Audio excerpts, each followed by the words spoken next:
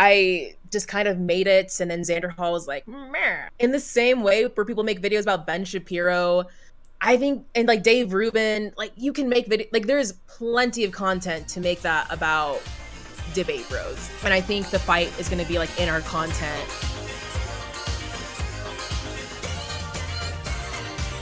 Can you tell us maybe a little bit about, like, kind of the beginning of your journey in social media as a content creator? Yeah, I think I like have posted videos every now and then for a little bit.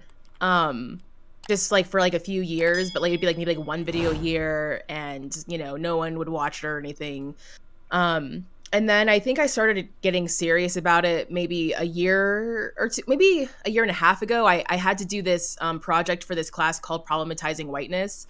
And the project was like talking about how I think about how other people like act out whiteness. And so I did one on Lauren Chen, who I Oh my believe god. is either part Asian. I'm not exactly sure her ethnicity, but she made this video being like, colored people, you're not oppressed. And I just kind of like talked about how like this person, even if they're not actually white, they still have this proximity to whiteness. And it was more academic because I was doing it for school, but I was like, oh, this is really fun. Like I really had fun doing this project as a video, not just doing an essay. And so I started getting back into YouTube, and I started doing it more consistently. So that was probably maybe like a year and a half ago or something like that. And then it's kind of taken off from there. Nice, nice. Yeah, yeah. A lot of people cut their teeth on the Lauren Chins, the Ben Shapiros, the conservative cringe lords, as we often call them. But then you got into you got into kind of a series of talking about the debate bros, talking about I think it was called like Master Debaters, right? Was Yeah. Sorry. It's a very immature joke that my friends and I came up with. So I'm glad. It's just like nice to hear someone like use that, because we're like, oh, we're gonna like push this term, and like everyone's like, you're just really silly, and so it's nice to hear that. Yeah, But no, yeah. no. I mean, I mean, you got to have something to call them because they have a lot of words for us. Like when they're talking Hmm. about and it's not always apparent, kind of what they're doing, the depth of the dehumanization that goes on to sort of turn somebody into an acceptable target for debate bro discourse. I guess I don't even want to call it discourse, because really what they're doing is just kind of drama streaming and straw manning and creating the people that they want to discourse with, because the kind of discourse that they're going for is something that feeds the algorithm. As we all know, especially from the Facebook leaks that recently came out, that algorithm feeds on drama, feeds on discord, feeds on just kind of mindless blood sports, for lack of a better term. And you ended up interfacing, maybe not entirely. I mean, you knew what you're doing in terms of like the adding like Vaush or a xanderhal to the SEO, right? Is that like these people that are high conflict, high drama, they tend to interact more with the algorithm. And so then when you add one of their names to your, piece, you can speak to something that's actually important, something that's not drama, something that's not, just fodder. It's not an attempt just to grow your channel. It's real, and people, it's something that you feel that people need to hear about, but you can sort of like harness the winds that they've set in motion in order to do that. So I mean I said that you know what you're doing. Maybe did you know kind of like how that works, you know how Well, I had made two videos on Vaush, and so people were like, "Well, why don't you like Vaush?" And I was like, "Well, this is why." I made a video on him. Didn't expect him to see it because, again, I'm a smaller channel. And then he did, and then he invited me on. But the funny thing is, like, in my videos, I talk about like, "Hey, Vaush makes this space hostile for Black people whenever they disagree with him, and he tries to paint them as Nazis." And it's like that's not really helpful. Just when there's like a basic disagreement about things. And so it's like funny because in the debate he literally compared my ideas to the Holocaust and things like that. So like everything that I made a video about happened to me, but it's like I knew it was going to happen. um I knew that like I was gonna debate Vosh, and I was gonna get dogpiled by debate bros. But I think the thing that I just, even though I knew that was gonna happen, like I think the thing that's frustrating is people are like really frustrated at me because they're frustrated at me at things that I didn't say, or things, yeah, just things I just didn't even say. Like in the debate, there's like multiple times where I'm like, yeah, genocide's wrong. I'm not talking about genocide. I'm talking about the right to self-determination. And people are like, oh, well, you're saying that it's cool to have genocide, specifically a white genocide. And I'm like, I just never said that. That's not even a belief that I have. So it's just really frustrating because that's the part that hurts. It's like, if I felt like I was hated for what I actually believed, I think that would feel a lot more bearable. But it's like being hated for something that you didn't even say and that you don't believe by thousands of like random people. It's just like, that was harder than I thought it would be, because I kind of knew that was coming, but it also, like, once it happened, I was like, oh, this is actually really hard to go through. Yeah. In a lot of ways, that obfuscation is multi-layered because, you know, when you talk about something like, you know, when the term white genocide, like, that's almost Lauren Southern language. Now, Vaush does not want to see himself as Lauren Southern, as anywhere close to Lauren Southern, right? These debate bros in general, these, you know, lefty debate bros, they don't want to see themselves in that light. But when they interact with people, you know, marginalized people, they tend to repeat a lot of those tropes. You know, we heard a exposition of the ideas of reverse racism, an idea that normally you wouldn't hear Vaush forwarding, but somehow when he puts it in the context of a straw man of an acceptable target, you know, that's by sort of forcing views that you don't actually hold, you know, into your position, he's able to kind of say, get people not to notice how much of how many right-wing talking points he was echoing. And in a lot of ways, it's part of somebody like Vaush's program to appeal. He's consciously appealing to the right wing. He would say to de-radicalize them, but some really wonder with people like Vaush and Xanderhal if they've done all the work that is necessary for de-radicalization of themselves, if they've really, you know, examined, you know, for instance, their whiteness in a way to be able to make sense of it in a space like this, to even really interact meaningfully with a creator like you. Yeah, I mean, that's something that I wonder about. Or like, I think that something that's like very interesting is like, so when this debate happened, and it blew up on Twitter, there were a lot of Black people who saw the debate and were just really just shut it down, like, essentially. Like, there are people from like different political views that were just like, absolutely not, this is really racist. And so something that struck me is that a lot of white people, or a lot of white leftists who don't like Vaush were like, well, this person's misrepresenting you. The way that they're arguing is unfair, things like that. And that's not as necessarily, you know, I think that's true, but I think it's very telling that a lot of Black people like understood this immediately as something that is racist. And so like when we're talking about like Vaush and Xanderhal deconstructing their whiteness, deconstructing their racism, I would even say like white leftists probably have a lot to deconstruct. Like if people watch that and weren't like, this is extremely racist, that there's a person saying that we can't give self-determination to like indigenous people because they may or may not pull a genocide and like someone needs to stop them, as if that's something that that's even being entertained, like that itself is a massive red flag. And so I think it's like, yeah, Vaush and Xanderhal need to examine their whiteness and their contributions to white supremacy, but I think a lot of white leftists don't realize that in general there's an issue with white leftists needing to do that, because that's exactly what allowed Vaush and Xanderhal to just grow and thrive in this place. You know, I watched your debate. Obviously, I've got it up on YouTube. I spent 8 hours. Somehow Oh I spent eight no. hours because there was so much there. It was totally fertile. And when I saw like what happened to you, it had echoes of, you know, what I'd experienced to a certain extent. And also like a creator that I don't know how many people remember, Kay Swiftly. She's still around, but she really got hit hard by the debate bros.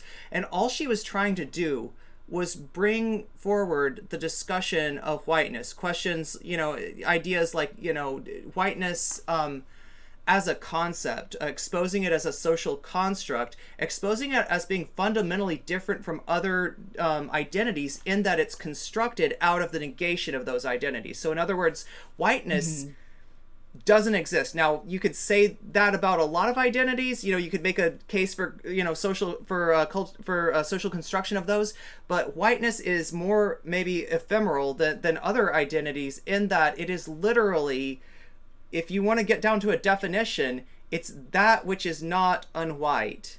And that's changed over the years. That's you know, groups have been led into whiteness. You know, that weren't a part of that originally, and it really does, you know, serve to kind of illustrate how the identity itself is a weaponized social construct. So even different than other social constructs, this is a social construct that is designed to disempower and harm people based on their identity. And Yeah. just for pointing that out, Kay Swiftly was just absolutely mischaracterized. You know, she would bring stuff like Afro pessimist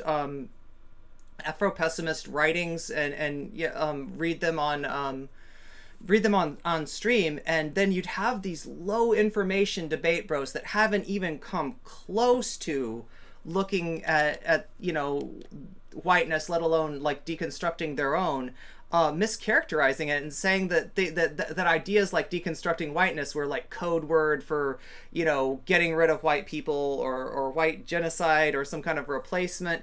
And like there they go, stepping right into Lauren Southern's, like, you know, lane without even maybe realizing it. And that's what's disturbing. That's why I can see how hard it must be. Well, I can imagine how hard it must be. I don't actually have experience with it, but being a person of color trying to step into these spaces, based on the fact that there can be people that are good intentions seemingly, that just out of nowhere kind of pop off with, you know, the same bullshit that you'd expect to hear from, you know, somebody that you'd characterize as being, you know, an out explicit white supremacist, rather than, you know, somebody that's just got internalized bias that they haven't examined. It's almost, a friend of mine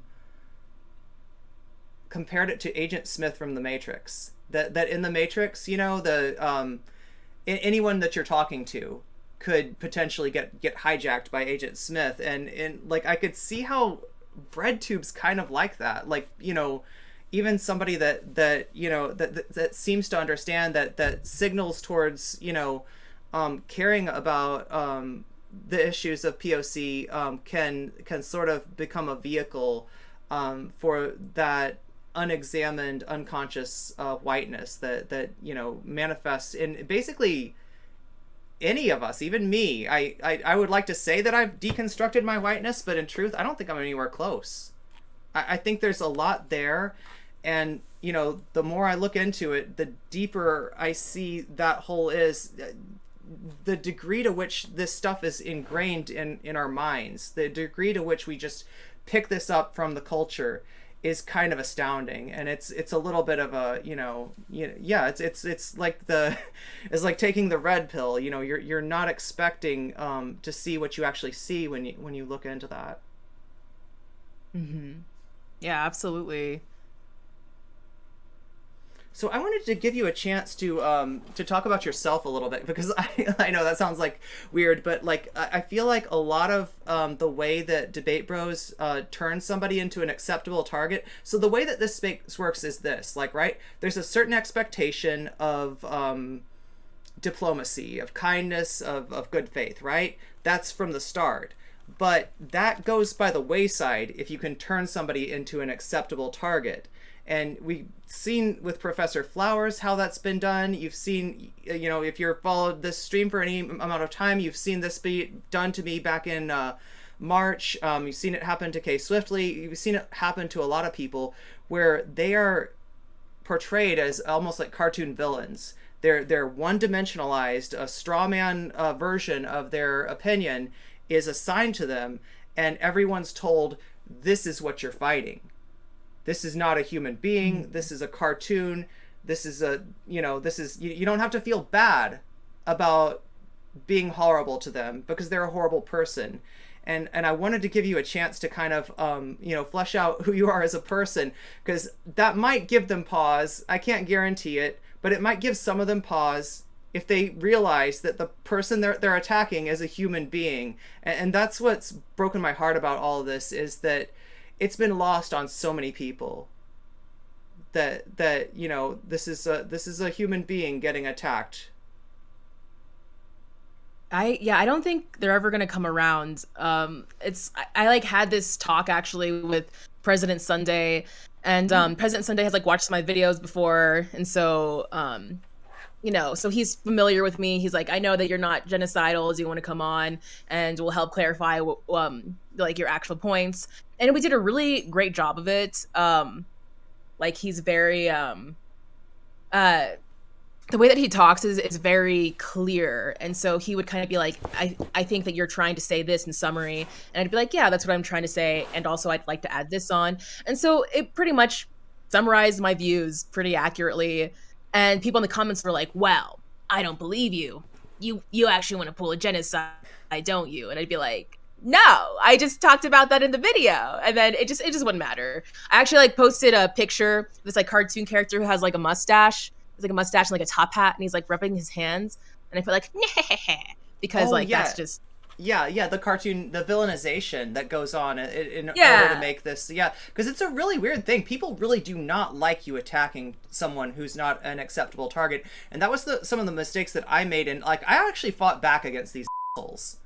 And as I say assholes, I realized that one of the mistakes I made was just like busting out with the ad homs, because I felt like, you know, I was the victim of kind of a, you know, sort of a violent attack, right? A violent parasocial attack. Yeah. And I wanted to clap back, and I didn't realize that like I hadn't done the work that Dylan had done on me in order to make people realize why he was an acceptable target. So when I did this, it was just like, oh, you're more of an asshole than we even thought. Hmm. Yeah, no, there's like a lot of there's a lot to this. This isn't like a, you know, kind of fighting in this realm isn't straightforward, and it takes a little bit of trial and error to get it right. I've actually taken a lot of inspiration from what you did. I think that you avoided some of the pitfalls that I you know, fell right into. And you know, so President Sunday, like, I'm so glad that that went well. I saw that up there on President. I don't know if chat knows this, but I follow President Sunday.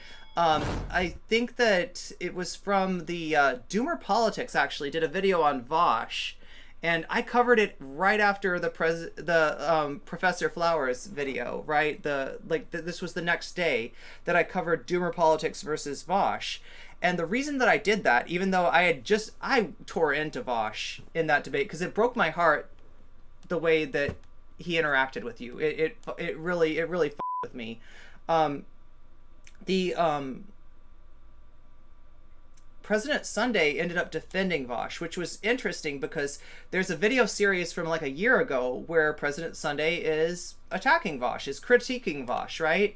And so what you're seeing with President Sunday, I think, is sort of, you know, a fair-minded individual. I don't think I agree with President Sunday on everything, but I had good hopes for that, in that, like, you know, President Sunday was going to be different than Vaush, a lot more thoughtful, a lot more able to receive what you're actually saying, rather than interacting with the strawman version of your discourse.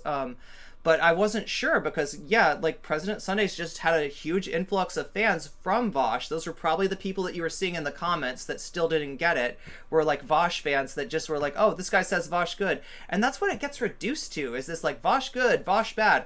I did I covered the Doomer Politics thing because I thought what was really being attacked in the Doomer Politics video wasn't so much Vaush as leftism.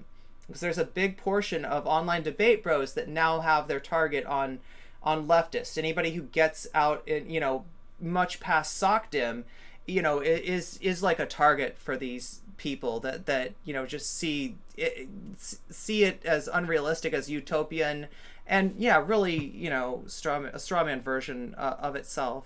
So yeah, I'm glad to hear that. Sounds like it went pretty well. Yeah, it went well. I think President Sunday is very like, I don't want to say like cerebral, but just like this point on its own, if you take it for what it is fair, versus this point isn't, or things like that. Like, I think for me, like, the talk with Vaush, I'm like, that was really racist. Like, that's the thing about it that like really bothers me. It sparked a discussion for land back, and then it striked fear in people's hearts because now people are afraid that if we give land back to indigenous people, that indigenous people are going to ask them to move, and that's not what's going on. So like, that to me is where I actually get really angry. But for President Sunday, I think that like the way that he analyzes things is like very much for like, well, take the content of what someone's saying and let's break it down in almost like an academic way. And it's something that I don't know. I used to do that in school a lot, but I haven't been in school for a bit, so I haven't had to. But there's a way where like I kind of appreciate it. Um, yeah. Yeah. I used to be a philosophy major, so Ooh. I used to just kind of like do that practice a lot, and then now I'm just like talking about like race and things like that. So it's a kind of a different beast. But anyways, it went well. All that to say, I'm being a little bit tangential. Oh, no, no, no, no. I'm curious about this. I was when I saw that go up, I was really curious how that would appear, because like there's always a perverse incentive. There's a ton of God. This platform's full of perverse incentives. But in specific, when you start to engage with a streamer like Vaush, somebody that's so large, they can do a lot for you, and all you've got to do is carry water for them. That pushback against doomer politics was perceived as carrying water for Vaush, and so President Sunday had the chance, just like Dr. Heemed, to kind of appeal to Vaush and to the Vaush orbit, and to like sort of make a name for himself as an ally. That would have been enormously rewarding for him, as far as the clout game, as far as viewers, as far as the attention economy.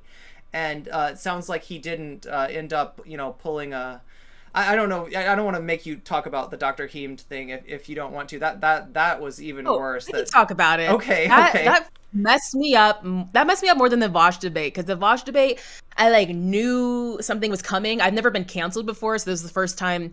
Obviously, because I'm a smaller channel, like you kind of have. Well, I thought you had to be bigger to be canceled, right? So this is like my first like canceling. But I was like expecting it. But then the Dr. Heem thing, where I was like, yeah, like, oh, this is just gonna be like us like understanding, and then it wasn't. And I was like, hey, can you take that video down? And he was like, calling me like a fucking moron. And that's when I was like, okay, this is really fucking with me, quite a bit actually. But yeah, we can. I don't really feel. I think the way that I'm approaching all of this is like, I obviously don't want to like invite debate bros to harass me, but it's going to happen anyways. And I'm also like not necessarily afraid to talk about stuff. I think I'm just going to talk about stuff. Eventually, at some point, they're going to move on to the next person, and they'll probably somewhat forget about me, and then I'll do something else and they'll remember me. So I'm just going to do my thing, I guess, if that makes sense, and just keep on talking and living my life. And I'm kind of glad you used the word cancellation, because the way that I see cancellation, that concept, cancellation represents the appropriation of a concept of scapegoating that has gone on to marginalize people for thousands of years, right? All they're really talking about is scapegoating here, and I would say that it's kind of stolen valor. When Vaush, Contra, Xanderhal, anybody like this talks about cancellation, like, you just said you didn't think that you were big enough to be canceled. My perception of cancellation is it works the opposite way. When somebody's as big as Vaush, something that's perceived as a cancellation in some quarters, in other words, everybody in a certain area is talking shit about Vaush right now, Vaush will take that drama and sell it to his audience of like, look at these bad faith people canceling. Don't say nothing bad about my Vaush, okay? Don't say nothing bad about my Vaush. And they'll mine it for clicks. They'll mine it for drama. They'll sort of use it. Whereas somebody like you, or certainly somebody as small as me on social media, when Dylan Burns starts saying that I'm like the worst person on the platform, that I'm a complete scumbag, like that is tens of thousands of people accepting that, hearing that message. And I don't have any way of pushing back against it. In a lot of ways, the real danger of cancellation is to marginalized streamers, is to smaller streamers. And, we don't have the ability to kind of monetize that cancellation the way that Vaush does, and the way that he's been for 3 years, he's been complaining about cancel culture, and I took him seriously until I got canceled, partly by somebody who was shitting on him. Like, because if you remember from the Bird Brains WrestleBrania, part of what Dylan was criticizing was the concept of the Nazgul vortex. Like, he didn't think it was like really, anything to that it was a. He didn't think that this group of kind of class reductionist, voices that kind of virtue signal towards class analysis while, leaving marginalized people in the dust, right? He didn't think that this was really anything that he needed to know about, right? And that's Vaush's bread and butter. Vaush has talked a lot about the Nazgul vortex. One of the things that I thought was good about him was that he would discuss things like that. He would express slightly more nuanced views on things like platforming, where he actually recognized the danger of platforming, somebody on the hard right, even though, he doesn't really live according to those values. But I found out when it really mattered that he just like put his finger in the wind. It's blowing away from No Comment Chick, so I'm not going to help her. He doesn't care about cancel culture. He doesn't care about people getting strawmanned. He doesn't care about people being mischaracterized. He cares about his own fucking hide. He cares about his own skin. Yeah. And that was all he was trying to do, was save his own skin. And a lot of, if you look back into his career, that's a lot of what he does. He steps in doo-doo. He talks to somebody that's further left than him. And he kind of exposes how much work he still has to do to de-radicalize himself, and how,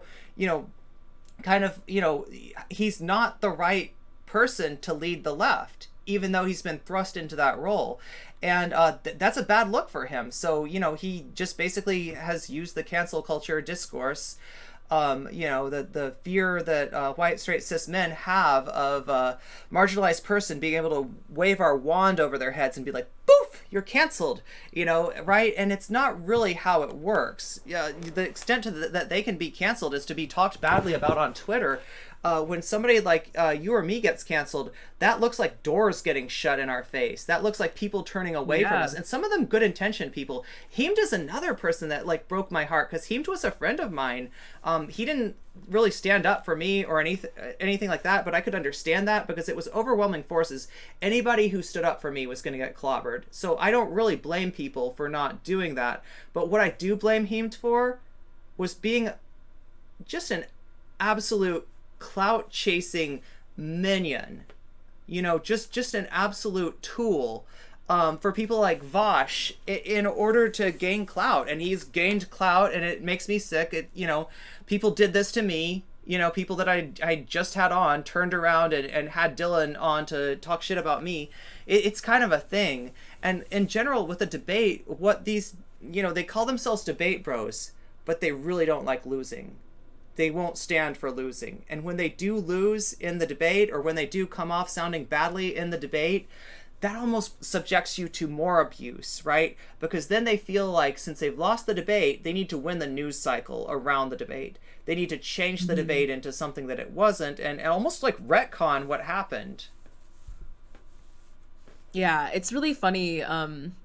Like, I did this podcast with Dixieland Proletariat, and it's a smaller channel, and we were just talking about like, this is what land back actually is. And because even though in the debate we didn't talk about land back, I was talking about like African indigenous people, but it still sparked that conversation, so we talked about it. And like Vaush like just shows up in the comments and is like, yeah, Vaush bad, and he's like very clearly frustrated that we're talking about him. But also it was like, it's just like this, it's funny because it's like Vaush keeps on saying that like I'm a 30th of his size and stuff like that. And it's like, well, then stop giving me attention. Like, what are you doing? Like, you engaging with me is just giving more views to the stuff that you don't like about you.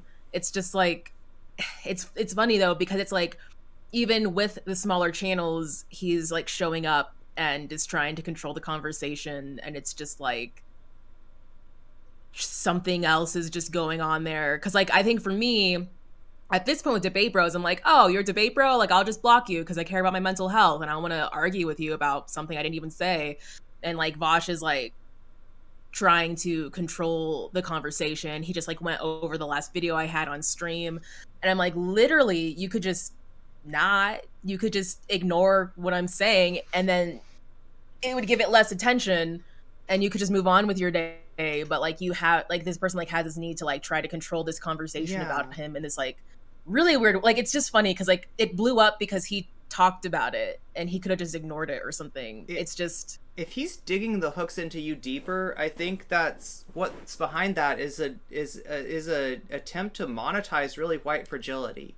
And that was the biggest thing. I know it's a meme, I know it's a book, hey, he's right? doing it. But yeah, no, he's monetizing essentially something that a very abundant resource. Let's just say, you see white fragility. If you know where to look for, you'll see a lot of white fragility around. And if you have too much of it yourself, it'll be completely invisible. And like, what? No, there's no white fragility here. What? Who's this sign? It's like the Garfield looking at the Garfield face, with an X through it, and he's like, I wonder who this is about, right? Yeah, no, it's about you, Vaush. It's about you, and in a lot of ways in that debate, Vaush became the poster boy for white fragility, for really like I don't know, like I mean I have some ideas about this. I don't think I know as much about the issue as you do, so feel free to jump in if I've kind of gotten in over my skis. But like I feel like a lot of this stems from white guilt, and that there's different ways that somebody can take that there. And one way to take that is to examine it and look at it and see it as like, okay, this is here, but I need to work on this. This isn't something that I need to just like. This is not ready for prime time. I've got to look at this and see what this is. And the other way to take white guilt is how Vaush took it, is to say, listen, some really fucked up shit has happened in history. I don't want that shit happening to me. I can't trust these people who we fucked over with the power, to have self-determination, because they're just going to turn around and do it to me.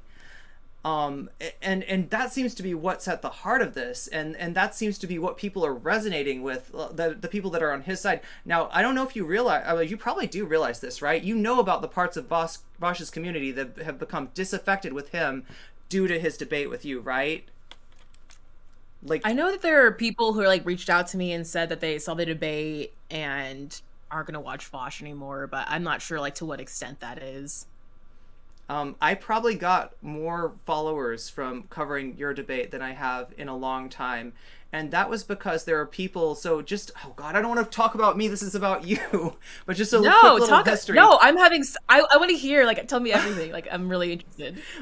My YouTube channel is my YouTube channel is kind of built on covering the debate bros. That's where I found traction, was covering the debate bros, talking about what they were talking about, and then giving my perspective on it, right? That was the only way that I was able to insert myself into the discourse, because honestly, those people aren't interested in just like hearing my point of view. But if they hear Vaush's point of view and then hear my point of view against that, they'll sort of listen to that. So I built my community on Vaush fans, on xanderhal fans, on ContraPoints fans, on Dylan Burns fans, and then I turned against those creators, and I lost a lot of those people. I was over 1,000 for a hot second there, and I went back under 1,000 when I took on Dylan Burns, right?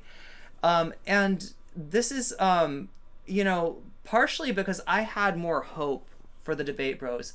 I thought that what was missing from their discourse was an outside perspective, and that by kind of gaming the algorithm, a lot in the same way that you were doing with master debaters, that by sort of using that algorithm to put my point of view forward, I could change the discourse, right? But they were not ready for me to take on their parasocial daddies. Lord and Savior. They were not ready for that at all. And a lot of them kind of, just, but like, to be fair, a lot of them stayed. A lot of them supported me. And I don't look at the, 200 some subscribers on YouTube that I lost. I look at the 900 some subscribers on YouTube that I kept, and I see that as a victory, in that these are people that tolerated, for the first time maybe for some of them, like criticism of their clout daddy, right? And so you know, I was a lot more hopeful about being able to kind of discourse with these people, and I've slowly become, you know, just disenchanted, you know, towards that whole, you know, that whole sphere of things, to the point where, you know, I just don't even hold out a lot of hope. But yeah, like I said, I got a lot of subscribers during you know, when I covered your debate, and I have the feeling that a lot of those people were former Vaush community members, right, who had had their stomachs turned by what they saw. Because, you know, if you haven't examined your whiteness at all, and you watch that, and you're a big Vaush fan, you might be like, oh yeah, Professor Flowers just loves genocide. That's right. You know, you might buy Vaush, what Vaush is selling, but if you've got a little bit of knowledge under your belt, you know, if you've hung out in, like, you know, K Swiftly streams or anything like that, you're gonna see what Vaush is selling for what it is. You're gonna see those reverse racism charges, those thinly veiled reverse racism charges. You're gonna see that repackaging of the Great Replacement, and you're gonna be sick. And there are a lot of Vaush fans and former Vaush fans right now that are sick to their stomach. Like, I'm sick to my stomach seeing Dr. Heemed, former friend of the VOD, Dr. Heemed. I definitely do not call him that anymore.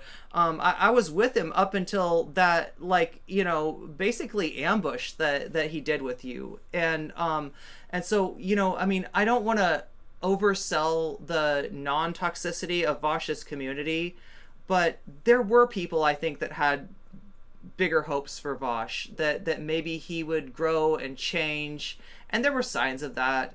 Like, one of my first experiences with Vaush was going into his stream, and he's arguing with a trans woman, and it's going badly. They don't agree. Vaush doesn't understand what she's trying to say. Maybe she's not making her case very well, right? I remember being mildly sympathetic to what he was saying until he said, "You trans people are so fucking fragile."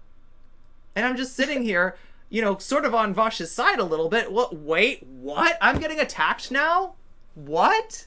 Like, what I'm is just this? like laughing because I'm just like, who just says, like, Vaush says stuff like that all the time, like all the time. Like, I don't know if it was always this bad, because like I used to watch Vaush too. Mm-hmm. It's fun watching Nazis get debated, yeah. and just like humiliate. Like, yeah, I get it. You know, I'm not like, but yeah, I mean, for me, it was when I saw this debate with Mexi, and I was like, and I think this was actually after the Black nationalist thing, which I like went back and watched and was like, oh my gosh. But like I was like kind of like didn't watch Vaush that much, but it had been a while. But then I was like, oh, Vaush is debating Mexi. I love Mexi. I'm gonna go check this out. And then like Mexi was like basically just like hey, like you don't have to debate every Black person you talk with. You could just try to understand, because you know you don't have the lived experiences of these people. And then Vaush just like cuts her off. This is like this clip, and that I always show in my video, but like Vaush cuts her off and is like, and literally says, I think word for word, nah, Black people have some stupid fucking opinions on race. No, fuck these people. And I was just like, what are you doing? Like, I mean, you can't just say that, or you can, but like don't expect people to like want to hang with you after that. Like, for me, like that was it.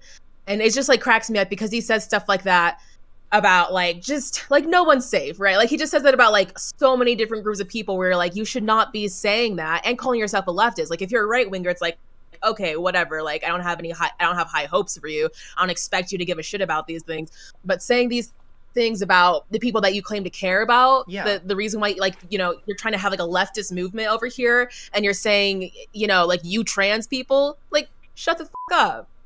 It's just funny to me. It was like, shocking to me, yeah, because I found myself. It's shocking, and I'm sorry. I didn't mean to belittle it. I'm just how does this person get away with it? It's not. But yeah, I mean, that was really early on. I'm the same way. I love to see, like, especially when this alt-right thing happened, when like they were starting to try to make like Trumpism cool, and it was never cool, but to like a certain like black-pilled section of 4chan. You know, they got sucked in, right? They and these are some people that like I would have been like on sites with them like a few years ago. Like I was never into the like, you know, kind of anti-SJW stuff. Like I always recognized that for what it was, but I definitely was into like edgy humor, and you know, I definitely have spit, I was never like a dirtbag leftist or anything, but I consumed some of the dirtbag left's content, and I sometimes, would even yeah, Angela Nagel's, making sense, and like now that I look back on it, it's like, oh my god, no, Angela Nagel was not making sense. But so I'm not alien to that sphere that they travel in, but yeah, it's kind of like I've seen it for what it is, and I, obviously don't want to be a part of that. I realized that leftism. Oh my god, thank you, Potato Planner. Thank you for the subby. I realized that we're on a mission as leftists. Okay, the right can be ironic and black pilled and nihilistic, and they can be all that shit, and like they can pop their collars with that 4chan bullshit, right? But we can't, because we're fighting for real people. We're fighting for something real. We're fighting for our comrades, and that takes solidarity. Solidarity, so hard to build, so easy to tear down, and I've seen that. I would imagine if so I've heard of what was happening in Vaush's community. So when we stream, at least I don't know, you do, I don't know if it's the same for you because you do videos, but the way that my operation works is that I've got a lot of mods supporting me. You can see them in chat right now, and they're like, I couldn't do this without them. They manage the chat, they make sure that everything's going nice in there, but they also consult with me before and after stream. And so if I say something that comes off kind of like fragile, I'm gonna hear it from them, right? And I have had this happen before, where I've kind of been pulled back by mods of them saying, wait a minute, Irene, take another look at this. I don't know, I'm not sure if you're getting this, right? And I think that Vaush probably got that too in the debate with the trans woman that I was talking about. I have heard that people pulled him aside and they were like, this is not a good look. You gotta stop this. You gotta, there are people in Vaush's community, that are high up that had great hopes for him. And I think that probably during your debate too, this was, I would hope that this is going on. There's some chance that he's pushed everybody like that away from him at this point, that he just can't take the criticism, he doesn't want to hear it, and he's beyond reaching. But I know at least during the debate that I was talking about with the trans person that called in, there were people that were really concerned that he was gonna lose a big portion of his audience, that he was gonna alienate so many trans people. But yeah, I can't really say, I don't know what's going on in the Vaush organization in this day. There's every chance that he's not hearing what he needs to hear. Yeah, I think for me, I'm not necessarily even worried about trying to convince him that he's being really shitty, because when I debated him, I made a video on the debate, but basically I just wanted to laugh about how he thinks that every black leftist he's debated is a Nazi. That's actually what the debate was about for me. And so it's funny because I was actually painted as a Nazi, but I don't want to try to convince him of anything, and I don't want to try to convince his audience of anything. I think I've made this boundary in general, where it's I don't really want to convince people of anything. If this person is gonna literally believe that every black leftist that he debates is basically some sort of white supremacist, but the black supremacist version of that, then I'm just gonna let them go on believing it.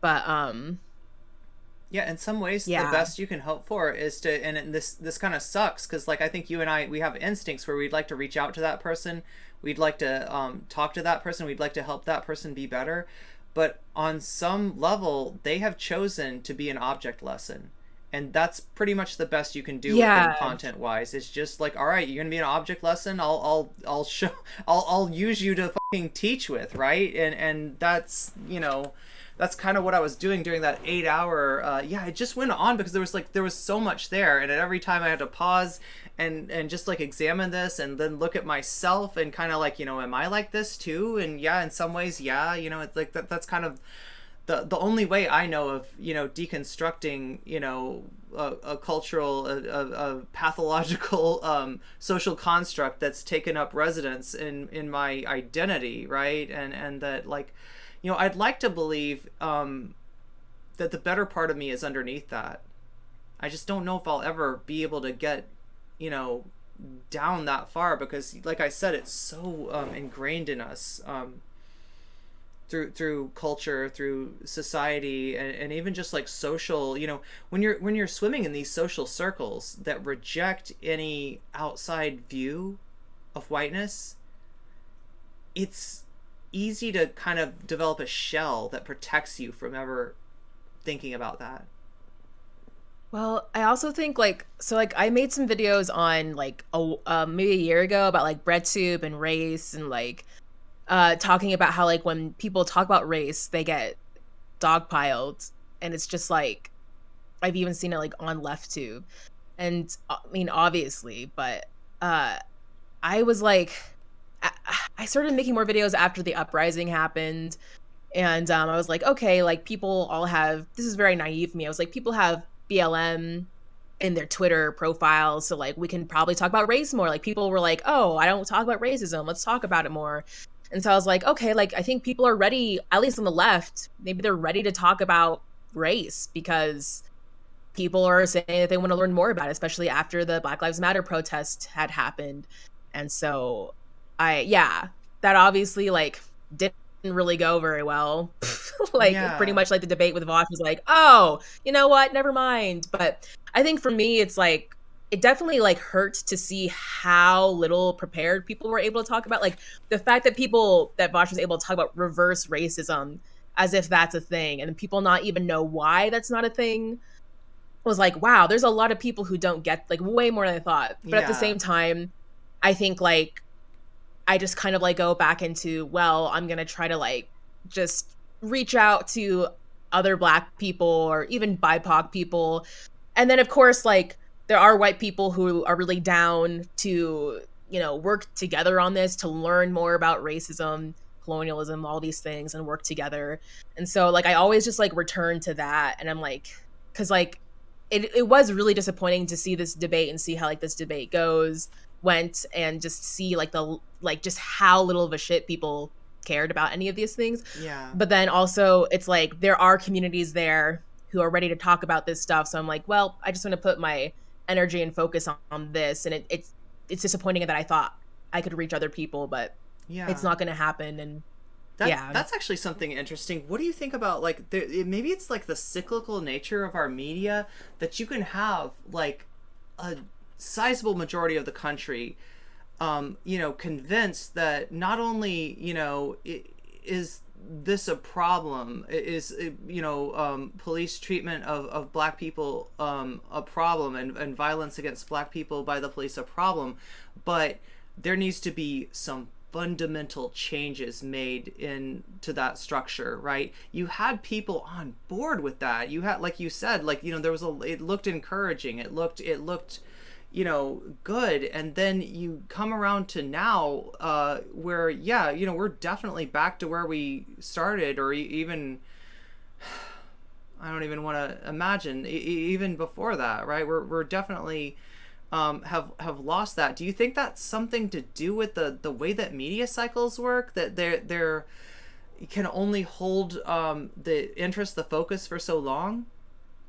Well, I think at the end of the day, like the people putting BLM in their like Twitter profiles, like it was obvious, like it was just like a trend, or Mm-hmm. like there's like ads being like, yeah, like we have a Black person now in our ad or something where they didn't before because they're trying to support BLM, but also it's just a marketing scheme.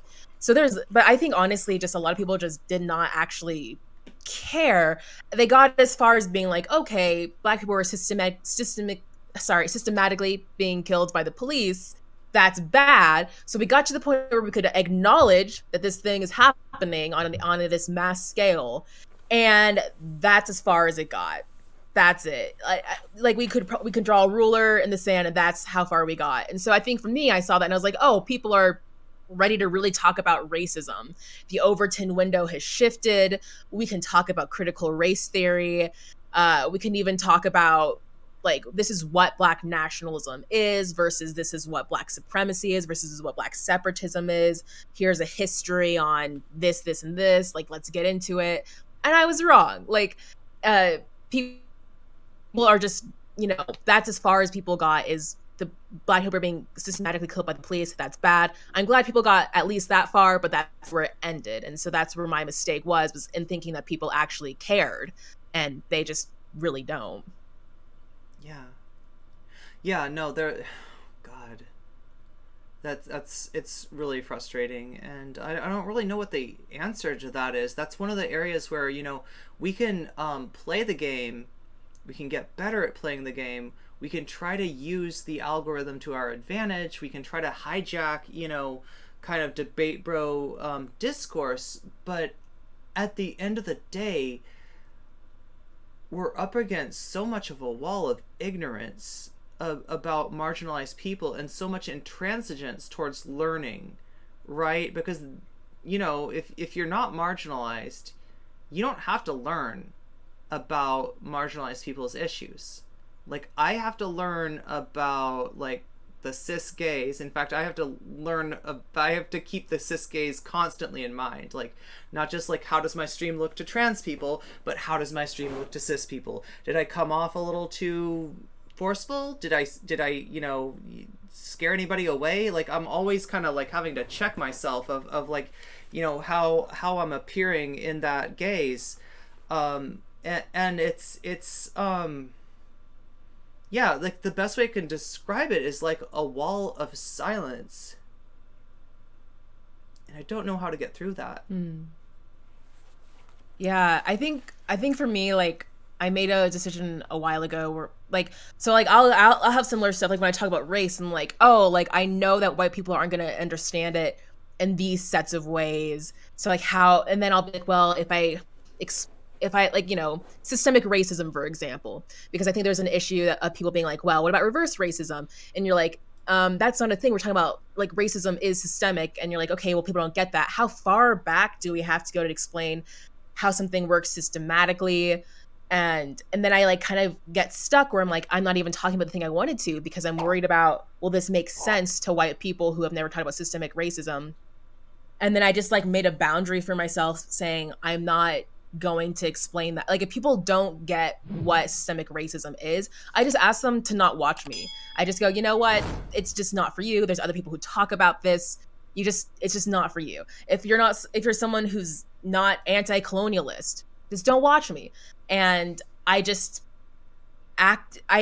when I write, because since I make video essays, I write as if I'm writing for people who want to be there, and then that ends up being my audience. And, like, even with the debate that I had with Vaush, like, there were all these people saying, like, well, she really needs to worry about her optics because she doesn't get how this is going to look to white people.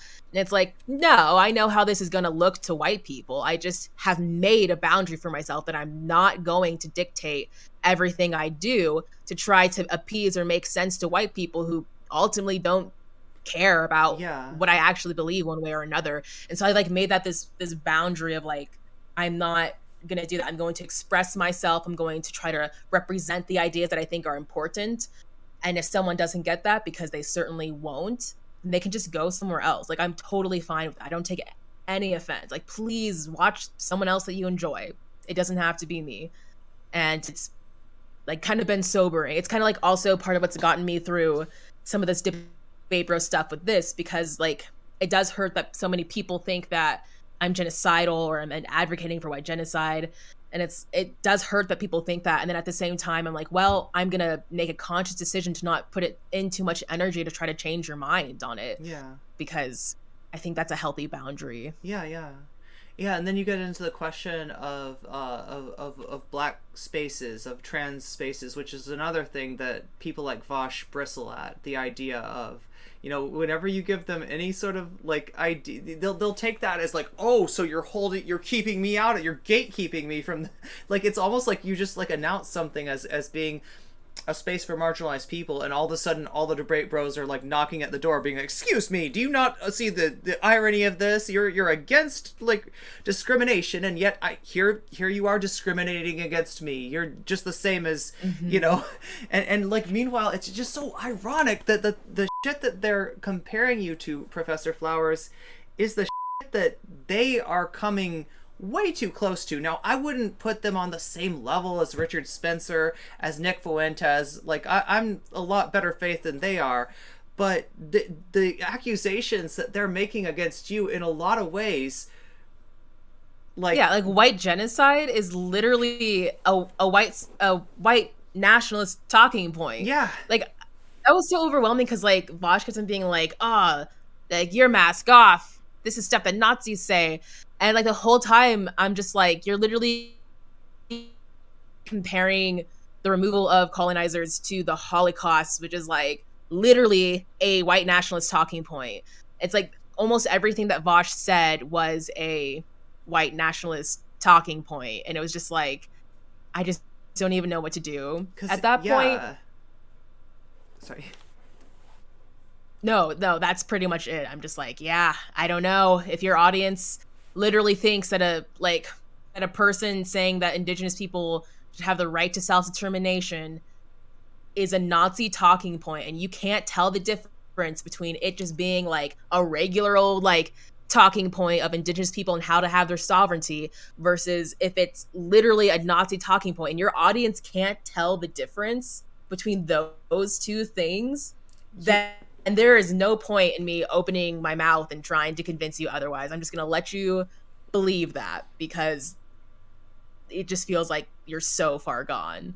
So, yeah, and the audience too, if there's just like uncritically swallowing that without noticing the irony that, like, yeah, what you're being accused of is a critique that rests more more comfortably on the one like levying the critique than it does on you, then yeah, there's not a lot that you can do. Have you heard, I know you said that you had interacted with Vaush's material before. Had you ever heard his? He made a thought experiment when he was debating Bastiat. Okay, for the hippie.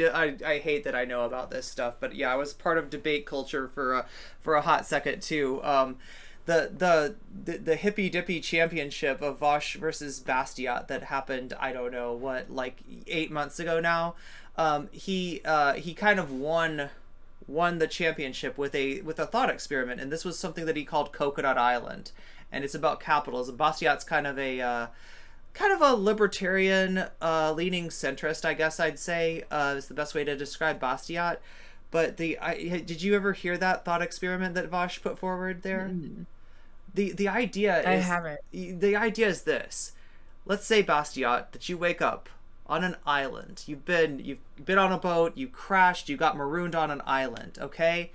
But it's kind of okay because you see Vaush sitting on a pile of coconuts, and you're like, oh, there's food here. Thank goodness. This isn't a desert island that doesn't have any food, anything to eat. There's, coconuts. We can drink the water. This is pretty good. Okay. So, and obviously this is another human being marooned with me on the island. He's going to share those coconuts with me. And when you reach for a coconut because you're hungry and you're thirsty, Vaush shakes his head and he says, actually, these are my coconuts. I gathered all these coconuts. In fact, there's no more coconuts on the island. This is the totality of coconuts on the island. This is all the food. And I will share these with you, but for a price. And, like, of course, being the kind of toxic debate bro that Vaush is, the price is fellatio. And so, the idea being that Bastiat wouldn't want to perform fellatio, but in this circumstance, which Vaush is likening to capitalism. Vaush is saying that capitalism is like Coconut Island. It's like an island where you wake up and the person controlling the food, the person controlling the resources, wants something from you that you don't want to give. And of course it gets, sexual, because that's just how Vaush is, right? And so, this is the way that Vaush defeated Bastiat, right? Bastiat didn't really have a good comeback for this thought experiment, and so Vaush was perceived to have won. So I tried to take this metaphor that Vaush had made and draw it into like something else, and say that, like, kind of put forward, like, let's say it's Coconut Planet. Let's say that you're on a planet and, an alien race comes there and they say, yes, we can give you the resources that you need to survive, but the cost is going to be your subjugation. Like you are colonized. Like we are deciding the terms. We are doling out the resources. And yeah, I mean, these are like, let's say it's Earth, right? You wake up on Earth and the aliens have taken over, right? That's probably a better metaphor. I don't know why I was trying to make it another planet. I was like constructing this thought experiment as I went, but like like I wanted to put Vaush in a place where he would see the concepts that you were talking about from the perspective of a colonized person, right? So I tried to construct a planet experiment or thought experiment where Vaush is, and I asked Vaush, all right, so here's the deal. You've got a chance maybe for self-determination, but you don't control how the aliens are going to respond. They might be understanding. They might even develop like some sort of a guilt over the situation. They might see the situation as unjust. But Vaush, what if they're so scared of what they've done to you that they won't let you have self-determination because they're too fucking paranoid that you're going to do to them what they did to you, right? Given that self-determination. And so Vaush, you've got two choices. This is an absurd binary that no one should ever have to choose between. And that binary is between armed struggle and eternal subjugation. And subjugation of your children and subjugation of your children's children. Vaush, what would you do? Right? And like so that like we don't have to put words in Professor Flower's mouth that she wasn't speaking. Let's just ask it to Vaush, given this circumstance, given you being put in the same situation, because like this is what I don't understand is it's a basic question of fairness, and I don't understand why Vaush doesn't see this. Well, I think the whole debate wasn't even really about, because I don't even know how we got on the topic of genocide, to be honest. Like we had like he had DM'd me, and we agreed to talk about what I had talked about in my video and his response in the stream, which is about how Black people, like when Black leftists disagree with him, he paints them as Nazis and makes a really hostile place for Black people. That was really what we were supposed to talk about. Mm-hmm. But I think honestly, like what this whole discussion was like I made a video on him saying, this is why I don't like Vaush. He saw that and then felt threatened by it and then had a debate. And I think the debate was literally just about him feeling threatened. And that's it. Like the stuff about genocide, the stuff about colonialism, that's just like extra. Right. Extra stuff. That's just like stuff where it's like he just needs to like paint me in some sort of like gotcha so that way you can paint me as some like genocidal asshole so no one has to actually listen to what I have to say. I think it has more to do about that than him actually being concerned about any of the stuff he's claiming to have concerns about. Yeah. But the stuff that the concerns he expressed were so far off from reality that it was absurd. And like like you weren't trying to have that discussion with him. In fact, you were trying not to have the discussion. The only thing that in in the minds of his audience members that they could criticize for you is that you refused to disavow wholesale any colonized person ever who would take up like violent means against their colonizer, right? And it's kind of like, this is such an unspecified thing. This is such a broad brush. This is, and this is you, if you were to take him up on what he wanted from you, right? And do that disavowal, you'd be speaking for people that, you don't even know. You'd be speaking for people in all kinds of different situations. And you didn't want to make that wholesale disavowal of like, no, it's, that draw that line in the sand of like, no, you've got to be, peaceful no matter what kind of absurd binary that you're put into, right? You weren't endorsing anything. You weren't like, putting forward any point of view. You were just like, it was that you refused to sign on to his, writ large disavowal.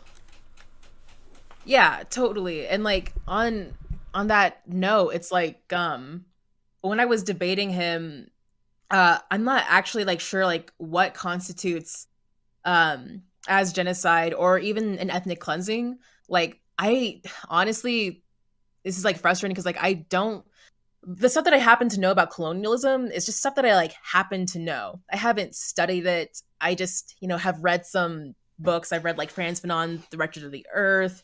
I've read Ujamaa by Julius Nyerere, which goes about like talks about like African socialism, and I've had some conversation with people. So one other part of that is like I know that in Kenya, for example, like they bought up they took back property from British colonizers, and then that got a lot of the colonizers out and kind of like restored much of the power imbalance. But is that an ethnic cleansing, for example? Genuinely don't know. I'm not sure. Is it something that I think is wrong? I think it's kind of ideal that they didn't have to kill anyone in that instance to, gain some sort of like equality and gaining back some level of autonomy from colonial power. And then there's also like the, Haitian revolution, super bloody, super violent. Do I think it's good that it happened in a way? In a way, of course, I think violence is awful. And then in a way, they literally ended their colonial rule and freed themselves. So I think that's good.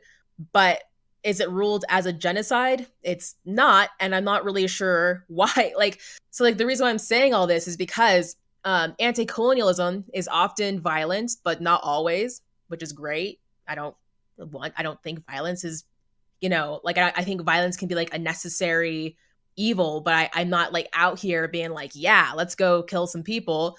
But part of also the vagueness is for me being like, I'm not really sure like at what point anti-colonialist violence would be considered genocide or an ethnic cleansing. Like I'm genuinely not sure. And I also know that anti-colonialist violence can be really complicated and messy. So another part of me like reserving an opinion on that is me being like, I'm not really sure what exactly constitutes these things. And but I that's why I keep on going back to like you also have to look at every colonialist situation. And at the end of the day, I think the opinions of colonized people are more important because they're the ones who are um, in that particular situation, and I think they often know what's best for them. And so I think I'm not. Sorry, this is a little bit ranty, but No, I'm no, no, not no.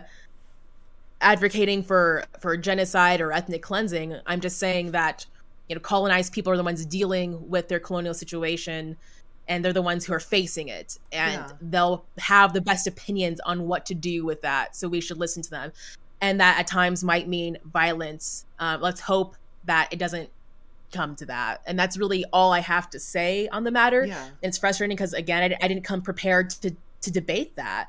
I came to talk about completely different things, but when I was put in that position, people are like, well, you're genocidal then, or you're advocating for white genocide. And it's like, well, I don't want any of those things. Yeah. And yeah.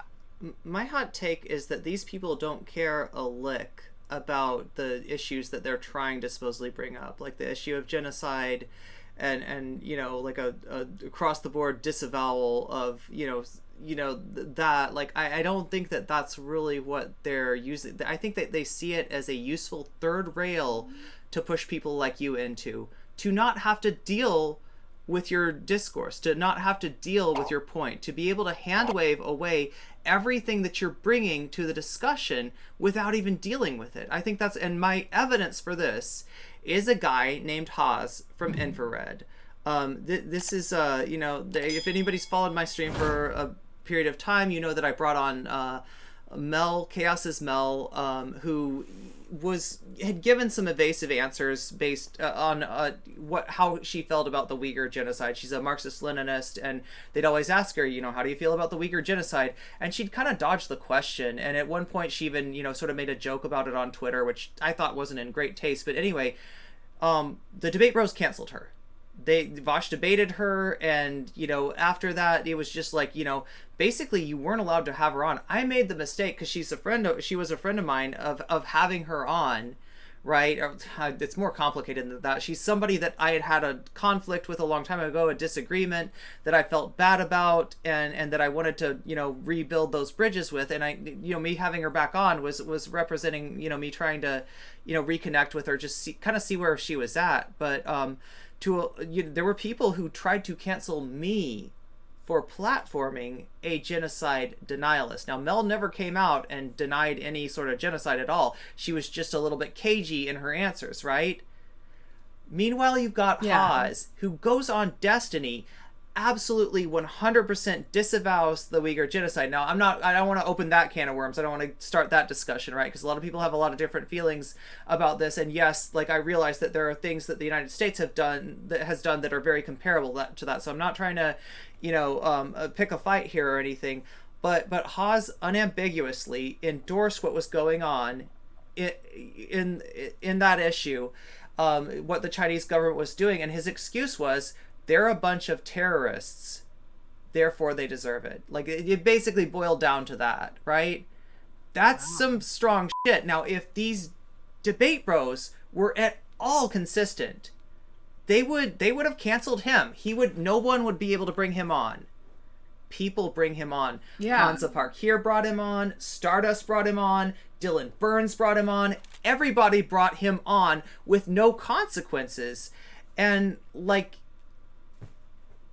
I don't know. It's a question of, is it something that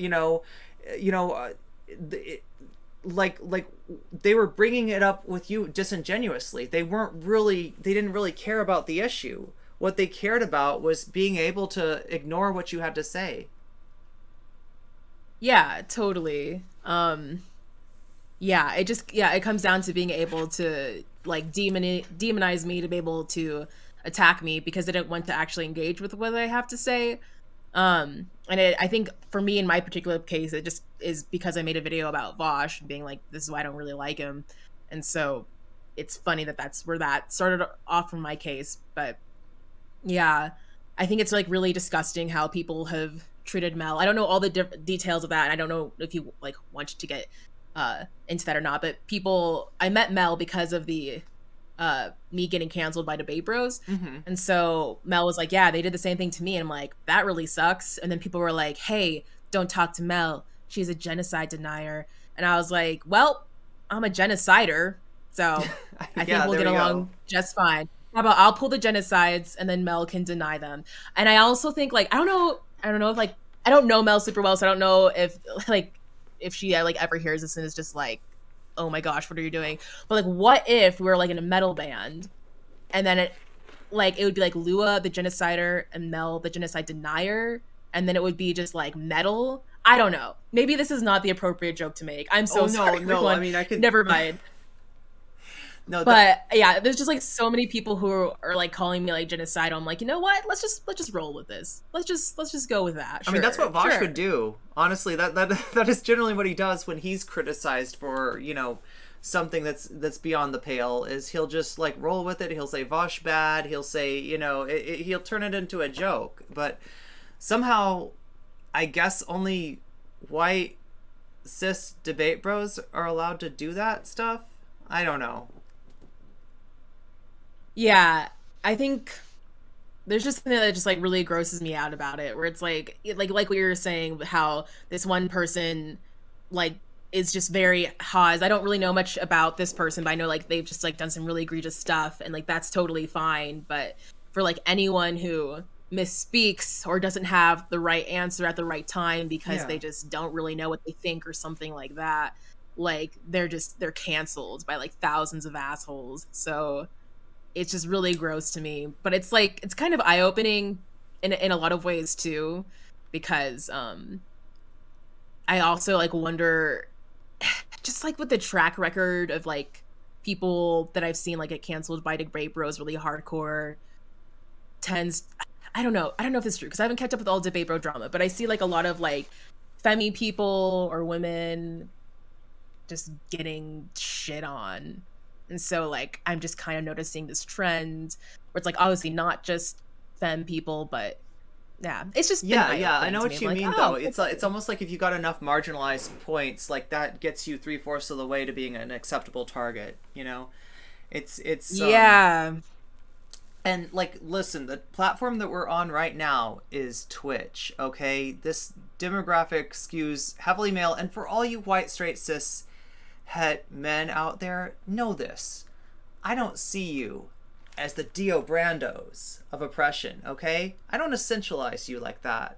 So please don't essentialize me, right? But and I'm not trying to make a wholesale criticism because I know there's a lot of you out there that get this. I know that there's a lot of you out there that are allies. I know that there's a lot of you out there that do understand, and that to the degree that you don't understand, you're willing to learn. You're willing to open yourself up to other ideas, right? So I'm not trying to demagogue against you or anything like that. So please don't take this like this. But I will point out that this is the Gamergate demographic, and it is a lot easier to sell cancellation against, like you said, a femme streamer, a queer streamer, a black streamer, somebody like this, than it is to turn one of their precious boys into an acceptable target. It honestly really takes a lot. I mean, even like Hans of Hark here with the viciousness that he went after Demon Mama, Riverboat Jack, and I guess Cherry too.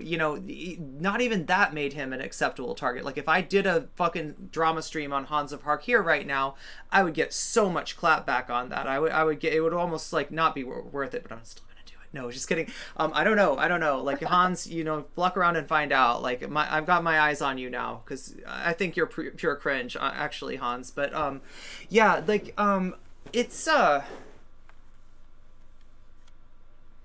it's an interesting question, and one that's hard to open up without getting that. You saw the caveat that I had to give there, right?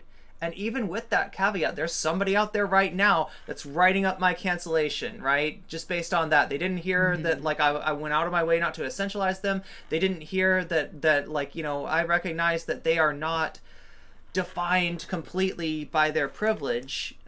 Just like I'm not defined completely by my marginalization.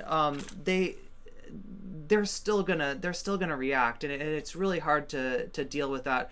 The only thing I can say is if you do understand what we're saying here, like that support that you give us is invaluable. Like reaching out to us, during our time of cancellation. If you're another streamer, having us on, and not being afraid of, because honestly, here's the deal: they can't cancel us all, and that's solidarity. That's I am Spartacus, right? That's power. If we lock arms and we say, no, you're not coming for Professor Flowers, no, you're not coming for nocommentchick, no, you're not coming for Chaos is Mel, then there's not a lot they can do. But sometimes we feel so disempowered that we feel like that by linking our arms with somebody, we're going to get pulled away in a chain. And that can happen. That's a real fear. And I don't blame people that don't have the courage to do that. But if you do have the courage to do that, and you do have the will to do that, and you're hearing what I'm saying, please, we need your help to change this platform. We need your help to change the minds of your peers. We do recognize the good that you can do. We do recognize the solidarity that you do have. We don't essentialize you. We need your help. And we need you to see your struggle in our struggles. Because the fact of the matter is, there's a lot more people that are marginalized in some way than there are of people that have absolute privilege, right? There's not many of them. And once we start to recognize that our interest is in protecting each other, that our interest is in standing up for each other, that our interest is in being there for each other, they can't touch us. And they're going to get really scared. Damn, I feel like I should like clap. That was like, that was amazing. It like inspired me. Just like you asking people to see our struggle and their struggle, and like believing that, having hope that people have the capacity for that.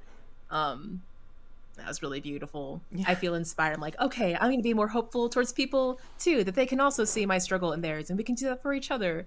That sounds, yeah, that was really amazing. I'm sorry if I'm just like making it cheesy or corny. I just really No, loved that. no. I was worried I was making it cheesy or corny, but there's a lot of people that take like real passion and real belief, and they think it is cheesy or corny.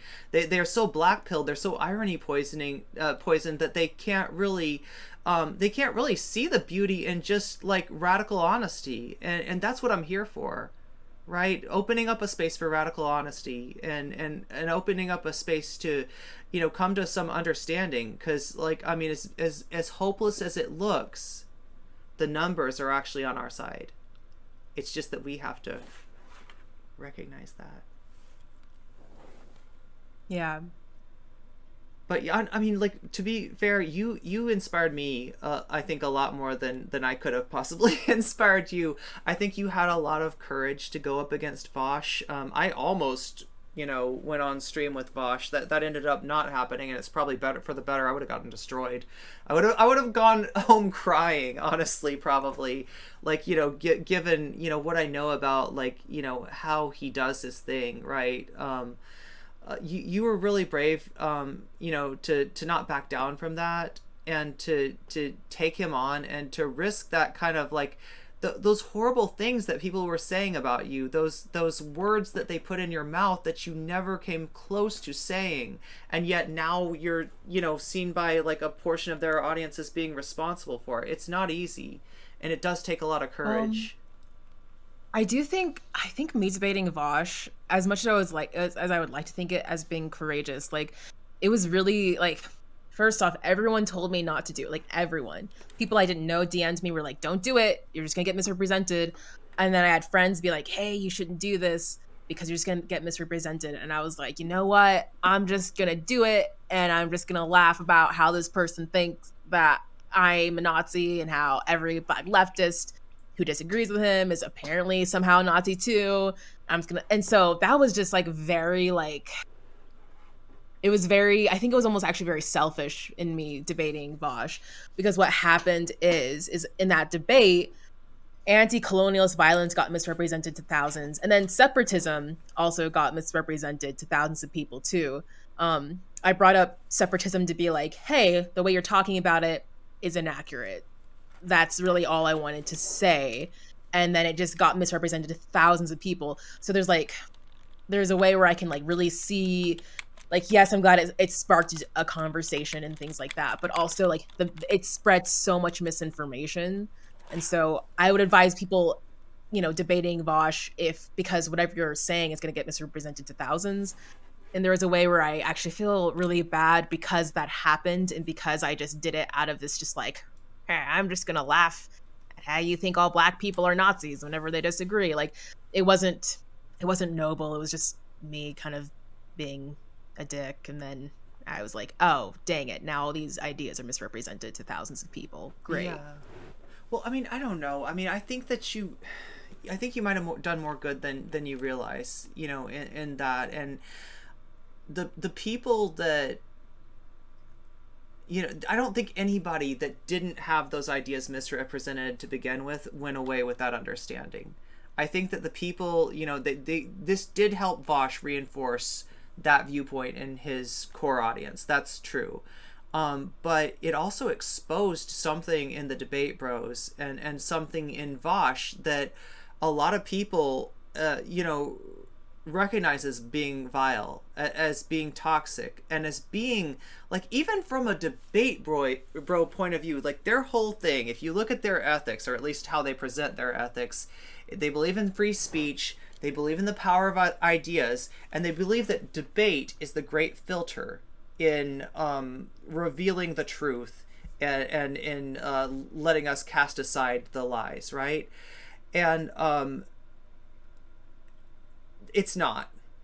I know this from personal experience, because I have defeated somebody in debate once that I later recognized was right.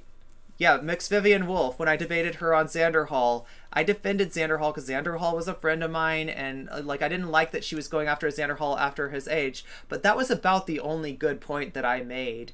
I actually was unaware of some of the things that Xanderhal had done and some of the effects that they'd had on the trans community, and I ended up going to bat for that guy when he was just entering into a discourse without informing himself about what was going on there, and really kind of providing aid and comfort for a trans medicalist point of view, without realizing it, right?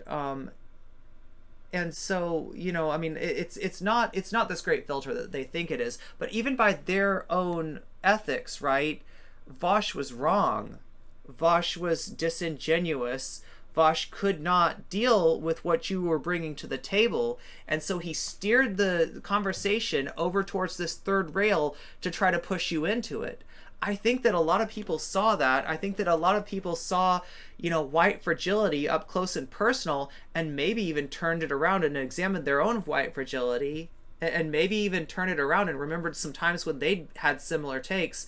I think that you did more good than you realize. I think that in a lot of, okay, I don't want to be cheesy, and I don't want to make myself cry, but in a lot of ways this was a watershed moment, for the discourse, and you had in some ways the victory that I was going for against Dylan, and that I never quite had. And I think I learned a lot from the way that you conducted yourself in that debate. Although, like, granted, yeah, you were pushed into an issue that you weren't even prepared to discuss, an issue that like needs a lot more background to even intelligently discuss than either people in the debate had. And like when you look at the Dr. Heemed thing and the land back issue, that is one of the most mischaracterized issues I have ever seen. I've heard so many debate pros go off on land back, and when they're doing it, what's informing their position on land back? The words land and back. That's it. There's position papers that you can go and Google. You can Google, I think it's called the yellow paper, or God, I might be misremembering this, but there's a position paper on land back, and it goes into details, like 70 pages or more, on what land back is, and more importantly, what land back isn't. And a lot of the criticisms that you get for land back fall into that category of like, that's not what it is. That's not on the table. Nobody has proposed that, right? That is not part of that is not part of the issue. But these people would rather find outliers and cherry pick and debate and discourse with the, some, viewpoint that's not really held by the people behind the land back movement than actually dealing with the issues brought up in the land back movement itself. It's something that Yeah. was it like a year ago or something that I actually had a panel on land back, and looking back on it now, I don't think the panels are right. Like it went fine. It was a good thing, but it, like you were saying on Dr. Heemed, this is something that needs to be taught rather than something that needs to be opened for discussion, because people don't even know what they're talking about with land back. Right. That's something that's like really, so like in the last video that I made on the debate, I was like explaining like why that conversation really frustrated me, because I don't want to participate in an argument where people bring up like hypotheticals of like, well, what if we all have to move? What if they're going to kick us all out? Because that's not what Indigenous people are actually asking for. So it ends up, you get focused on these like this needless fear Yeah. of something that's not even on the table. And so, but yeah, I was like trying to explain like why I only wanted to like just focus on being understood, because people don't really know what these things are. And so my whole point of being understood is saying like, let's have an educated opinion before having an opinion. And so it's just really frustrating because comments in my video were like saying that I'm being really dangerous, that I'm saying that we need to just like stop thinking and let people of color think for us. And I'm not saying that. I'm saying that we don't even know what these things are. People don't know what land back is. And then, people also still don't know what Black nationalism is, don't know what Black separatism is, and people just don't know. So like the entire reason of me bringing up some of those topics was just to say, hey, like, you just don't know what they are. This is actually what they are. Yeah. And try to understand them before having an opinion. It wasn't actually me advocating for separatism, for example, in the debate. I'm not a Yeah. separatist. And it's just like, I'm just saying, like, I brought all those up to be like, you don't know what they are. And for Land Back, I didn't bring that up in the debate, but it sparked a conversation about that afterwards.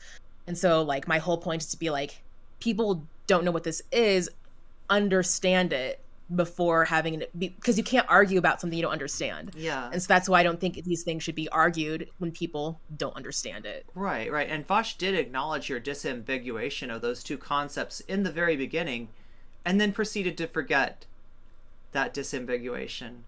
That was really strange too. Like it wasn't there. Am I misremembering? Maybe it was the Dr. Heemed debate. I thought it was the Vaush debate though. At the beginning, he said that like he knew that he had conflated those terms without realizing it in some of his prior Yeah. content. Yeah, that was something that was weird because in the video for the Vaush debate, it's titled Black Nationalism. And I'm just like, what? We talked about Black separatism and Oh anti-colonialist my. violence. And then so I'm just like, your audience is going to be even more confused because the reason why I started making videos on Vaush was to be like, hey, this person spread so much misinformation on Black nationalism, got it confused with separatism, never really corrected that. And this person has a platform of almost 400,000 subs. So it's done a lot of damage. And so it's funny because like I brought this up to be like, hey, like there's misinformation spread. And then in the debate was just more of that misinformation. And I'm just like, oh my gosh, like it's just never, people aren't gonna ever figure it out. People aren't gonna ever find out what these things actually are. And And the fact that he had, I try. I he try. moves the conversation immediately to separatism and then calls the title nationalism. That is like you see right there what he's doing. He's packaging one as the other. And it's hard to Yeah. imagine that there's no conscious attempt to obfuscate there. Like this is debate bros. You are undermining your core brand proposition. Do you realize this? You are undermining your core brand proposition. You say that you're about consistency. You say that you're about the stronger idea winning on the battlefield of ideas. You are obfuscating. You are being incredibly evasive in your and disingenuous in your engagement in this topic. And what I would ask you, debate bros, is what are you afraid of? What are you afraid of? Yeah, that's something to make a video on. What are y'all afraid of? Apparently, if you're afraid of like the trans people and Black people, like I don't know. I was like reading Audre Lorde, which is funny. It's like just right here, but like she has this like really beautiful quote where she's like talking at this like feminist conference, and it's mostly white feminists, and she's like one of the only Black people there, and she's like talking about how like all these people are afraid of her as a Black woman, and she like has this like really beautiful piece where she's saying like, I'm not the person you need to be afraid of. I'm not the one dropping bombs or spending like this X amount of money on bombs like every, few seconds. I'm not the one who's, like killing, like it just like is like this list of things that like basically US imperialism has done. And Mm-hmm. she's saying like, I'm not the one doing these things. And that it like blew my mind because I read this like after like the Vaush debate, but I'm just like, yo, I'm just trying to talk about like in that debate, I was just trying to say that colonized people have the right to self-determination, and I trust them to figure out whatever it is they need to do. Yeah. That was it. That was it. And people are, like terrified of me. Absolutely terrified. And I'm like, yeah, I'm not the one like dropping bombs on other countries, Like Black people aren't the ones doing that, trans people aren't the ones doing that. Like the people that debate bros have made their enemy, you just didn't have to do that. Well, they You don't could want to like fight there's back against anyone with perceived strength. Like, right? They're fully on board to punch marginalized people because they feel like we can't and we won't fight back. But in terms of actually taking on the powers that be, they seem fundamentally uninterested in that fight. yeah. It's really like really just bizarre. And yeah, I don't know. It's like really bothers me like going back to what you were saying about how like debate bros are all about like being, genuine and having a consistent argument. It's like I don't know how you could get that so wrong.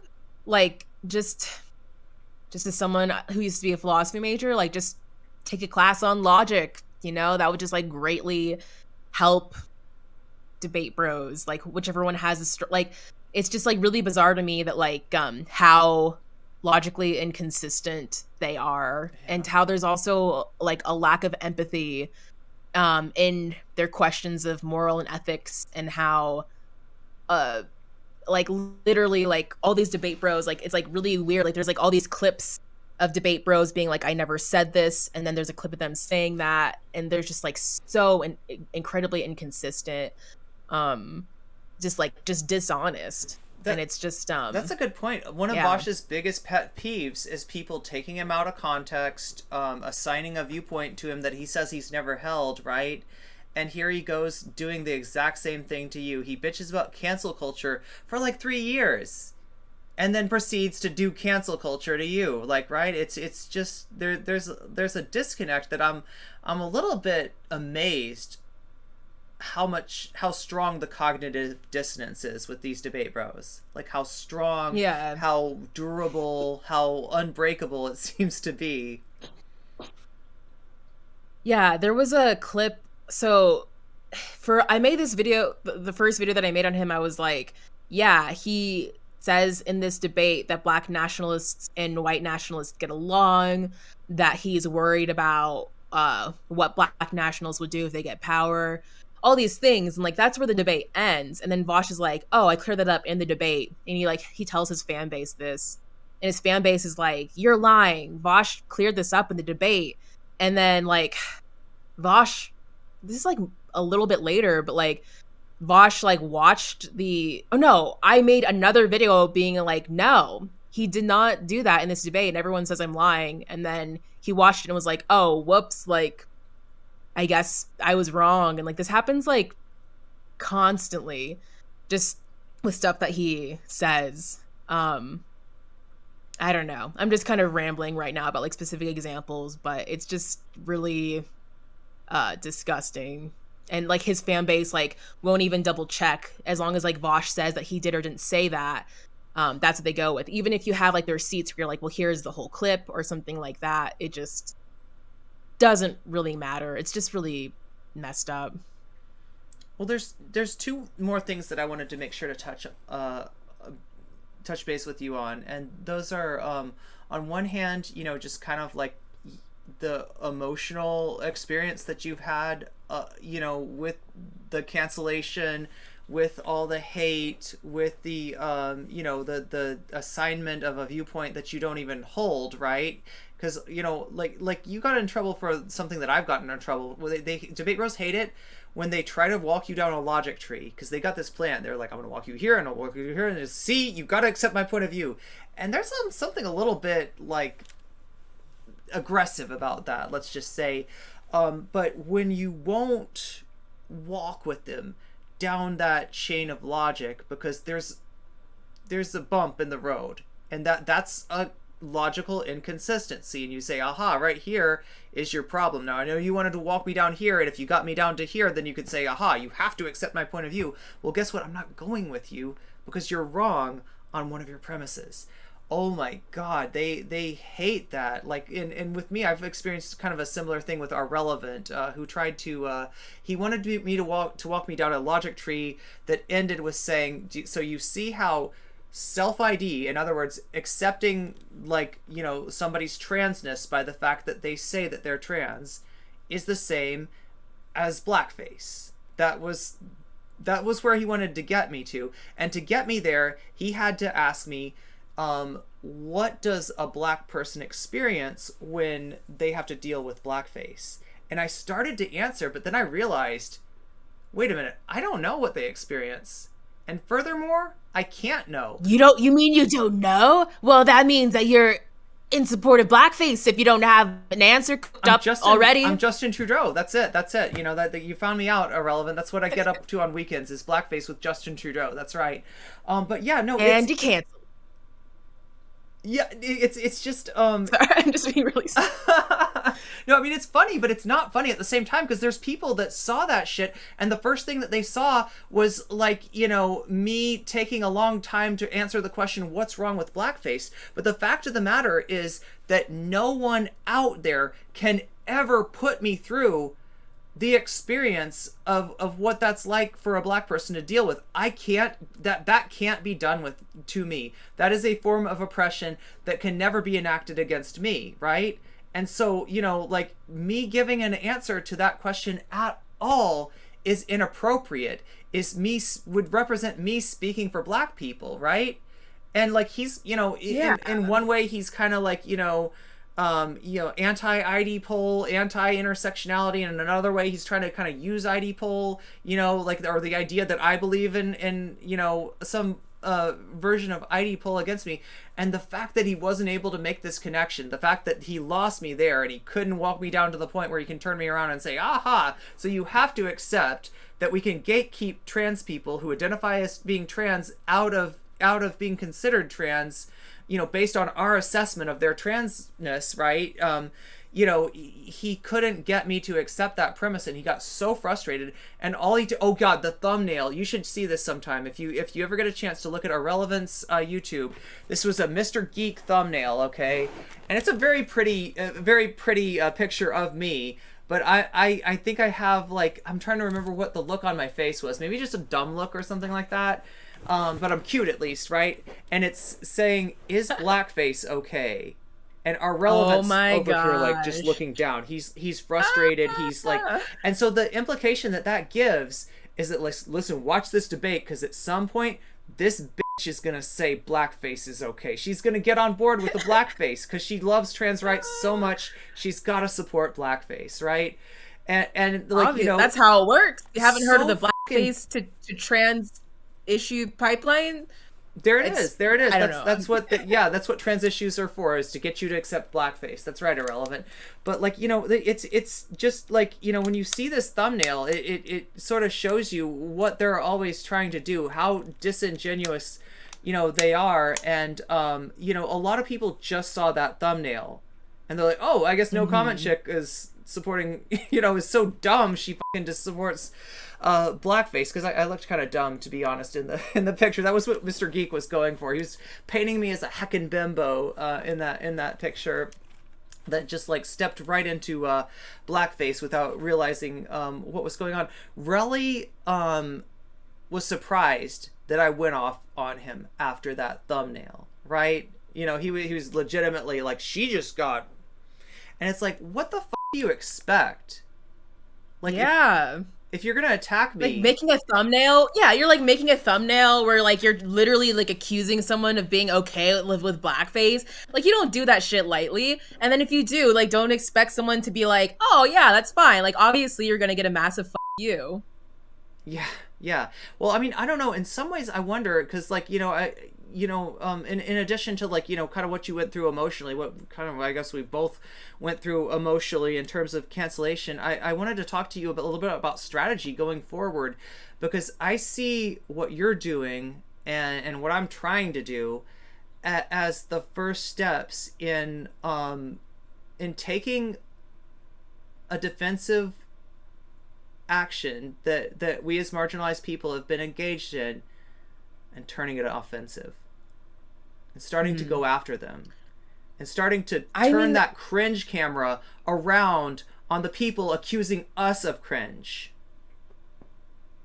I mean, I think one thing is, like, we could make videos. Like, I think the video that I made on Vaush is like really funny. I also did one on xanderhal, and like I genuinely had such a fun time making it because xanderhal was just being a prick, and I was like, wow, look at this person being a prick. And then people are like, yeah.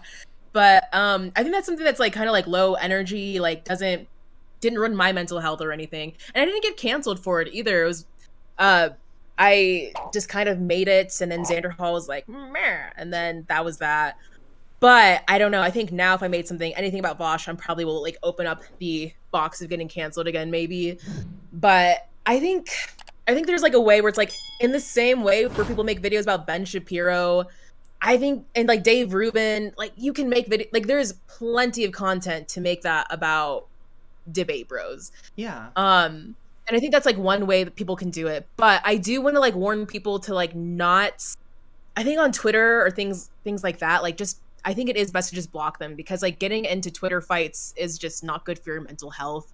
And then like one thing that I've seen is like when debate bros come after me on my Twitter, people who follow me try to stick up for me, and then that ruins their day. Like I can see this like actively like really getting into people. So like I'm just trying to Yeah, block debate you bros tweeted about basically. this morning, right? Yeah, because like I saw that Vaush talked about my video on stream, and I was like, oh, that's why I'm getting more debate bro comments. And I was like, saying how this attention's kind of funny because I'm such a small channel in comparison, and he keeps on giving me all this attention. But then I was also like, hey, just don't respond to debate bros. I'll block them when I see their comment, but don't respond because Yeah. it's getting at everyone's mental health.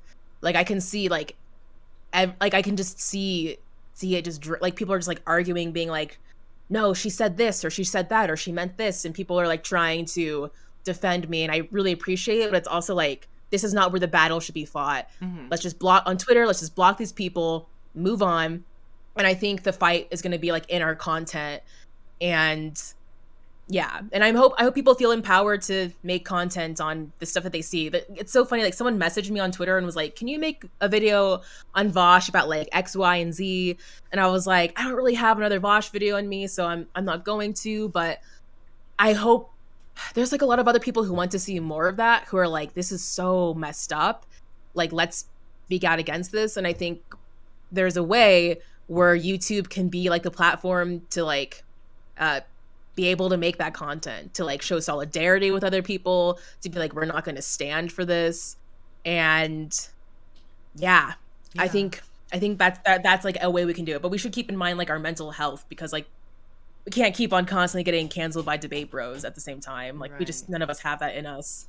Yeah, no, like I'd echo that. Like, I think people remember when I got canceled, somebody named Doobie came after me, and if anybody knows who we're talking about like somebody who owns a Discord full of Nazis. Okay, like that's what Oh his claim to great. fame is Mr. Free Speech, Mr. Let's bring in Nick Fuentes for an AMA, right? And surprise, surprise, the dude ends up with a Discord full of Nazis. So he wanted to discourse with me, and he actually joined Twitter specifically to harass me, and then was so mad that I blocked him. But one thing that happened was people were trying to defend me against Doobie and his minions.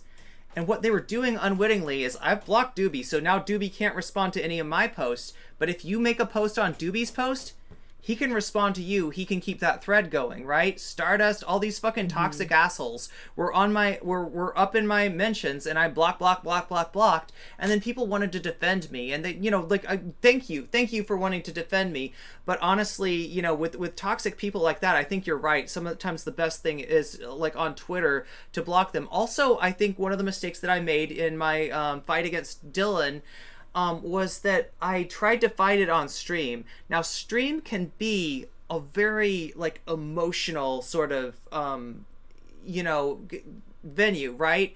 And so if my issue is if what I'm trying to present, if how I'm rallying my troops is emotional, that works really well. What doesn't work is when that stream gets clipped, and that you take this little piece of what I Mm-hmm. said and you take this little piece of what I said, and pretty soon you've got me looking like an asshole, right? So that was a bad idea for me to try to deal with that on stream, for me to try to just open up emotionally and go off on these people, right?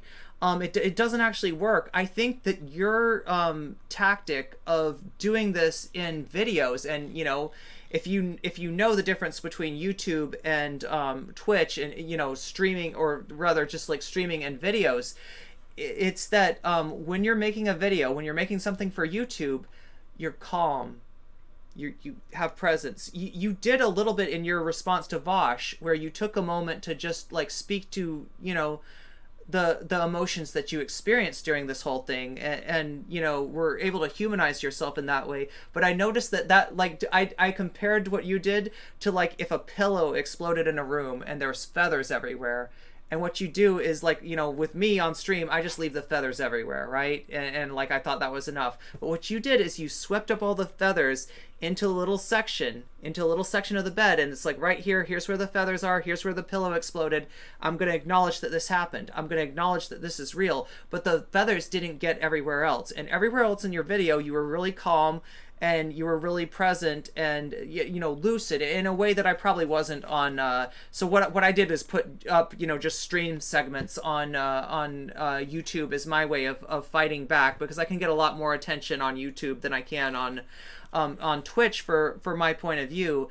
And I think that's something that you did really well, that I'm going to try to learn from. And I think in addition, just handling this stuff on stream in a reaction video rather than a reaction stream, that seems smart, and that's something that I'm going to try to emulate. Yeah, I think reaction videos do pretty, like, I did a reaction video to xanderhal, but then I still edit it so it wasn't real time, just so that way it wouldn't be super long. It still ended up being kind of long, but I think it just kind of like, I just like broke down like kind of like my case, and that seemed helpful. But also that was when I was smaller, so I'm trying to think of like, I guess when I'm thinking out loud and trying to think of like the issue of like getting canceled in Debate Bros, because like in my last video there's this part where I talk about how Vaush has no right to be a part of the conversation of anti-colonialism, and I was like just saying like, how dare you? And I'm very emotional, and like I knew that when I put that in my video, I knew people were going to take clips of that, for example. But and there's also like where I also talk about Dr. Heemed, and I'm like obviously very upset, and like I also wouldn't be surprised if people were like took clips of that and were just like laughing at me because I'm really emotional. But I made the conscious decision to put that in there anyways, to not let how people are going to judge me determine what I'm going to do. Yeah. But I do think like if you, especially like I also had the choice to make a conscious decision about that. Sorry, there's like a fuzz on my nose that I keep on trying. I always get that. Yeah, always during stream, right? Yeah. But I like had the conscious decision to do that, where I was like, well, do I want to put this in or not? Like, do I want to have the option of being like, I know how Debate Bros are going to see me in this way, but whatever, I'm going to do it, or be like, well, I want to make the choice to try to pander to Debate Bros to try to get them to understand me. And I made the choice to not care about what they think and just put it in. But I think that's kind of the nice thing about making a video essay, is like, I'm just, so much of the video essay is me like thinking like, do I want to put this in? Do I not want to put this in? Does this thing represent the idea in a way that I think is accurate? And like spending a lot of time thinking about that. And so I really like that format because, yeah, I don't know. I feel like it's very transformative for me, but I also feel like I learn a lot as I'm, so I don't know. But I think it's, can also be like a good tool to like fight Debate Bros, where it's like, listen, here's some analysis. It's not really me trying to, like just, like I think it's fun making fun of Debate Bros because I think they really suck, but this is me like trying to provide some actual analysis to a material problem that's being created. And I think video essays can be like a good form of entertainment and actual analysis in that way. Yeah, no, it's definitely like I'd like to get into that myself. I just like my streaming schedule, hasn't allowed for that, but I think I'm just gonna have to carve out some time. I hope people don't mind too much. It'll be a few less streams a week, but at the the reward will be some really quality, well thought out material, and me being able to hone my craft at the video essay and kind of learn how to edit a little bit better. Yeah, I didn't really realize that when I was doing this I would I think I went the streamer route just so I wouldn't have to edit, but I'm realizing now that there's a real synergy that develops from having sort of a hybridized content inclusion, and I don't know why I'm saying it in this weird way.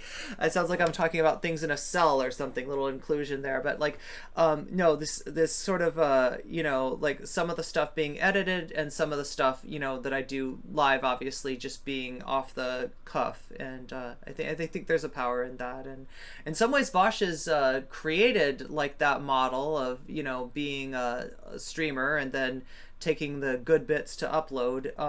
But I don't think that I think that there's more innovation that can be done, and I think that if we're gonna turn these online spaces into places for healing, places for growth, places for learning, we're gonna have to fight these debate bros off. There's no two ways about it.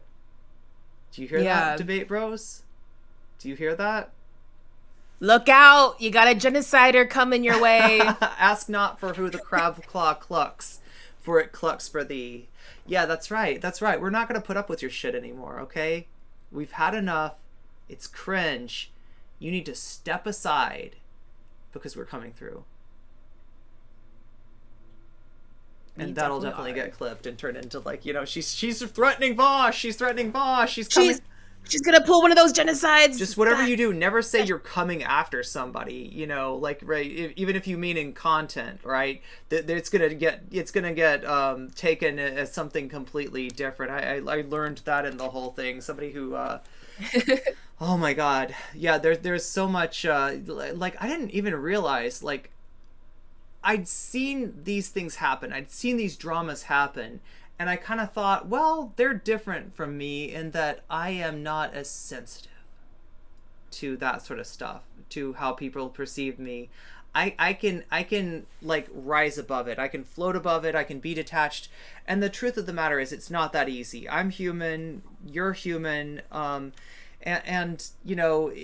This stuff hurts. And especially if you're coming from a place of realness, if you're coming from a genuine place, if you're being honest, you can't blackpill that pain. You can't hand wave, the people that have this misbegotten perception of you.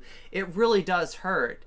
I guess the only thing to do is to, kind of hold space for that pain, hold space for others who are experiencing that pain, and support each other, because that's what happens. That's what happened to me, is that people who could have stood up for me, people who could have brought me on, people who could have let me tell my story, they were more interested in chasing clout and in not getting the shrapnel from my cancellation on them than they were in reaching out and kind of standing for justice. And that sounds cheesy to say, right? But that, at the end of the day, that's what we're talking about. We're talking about justice.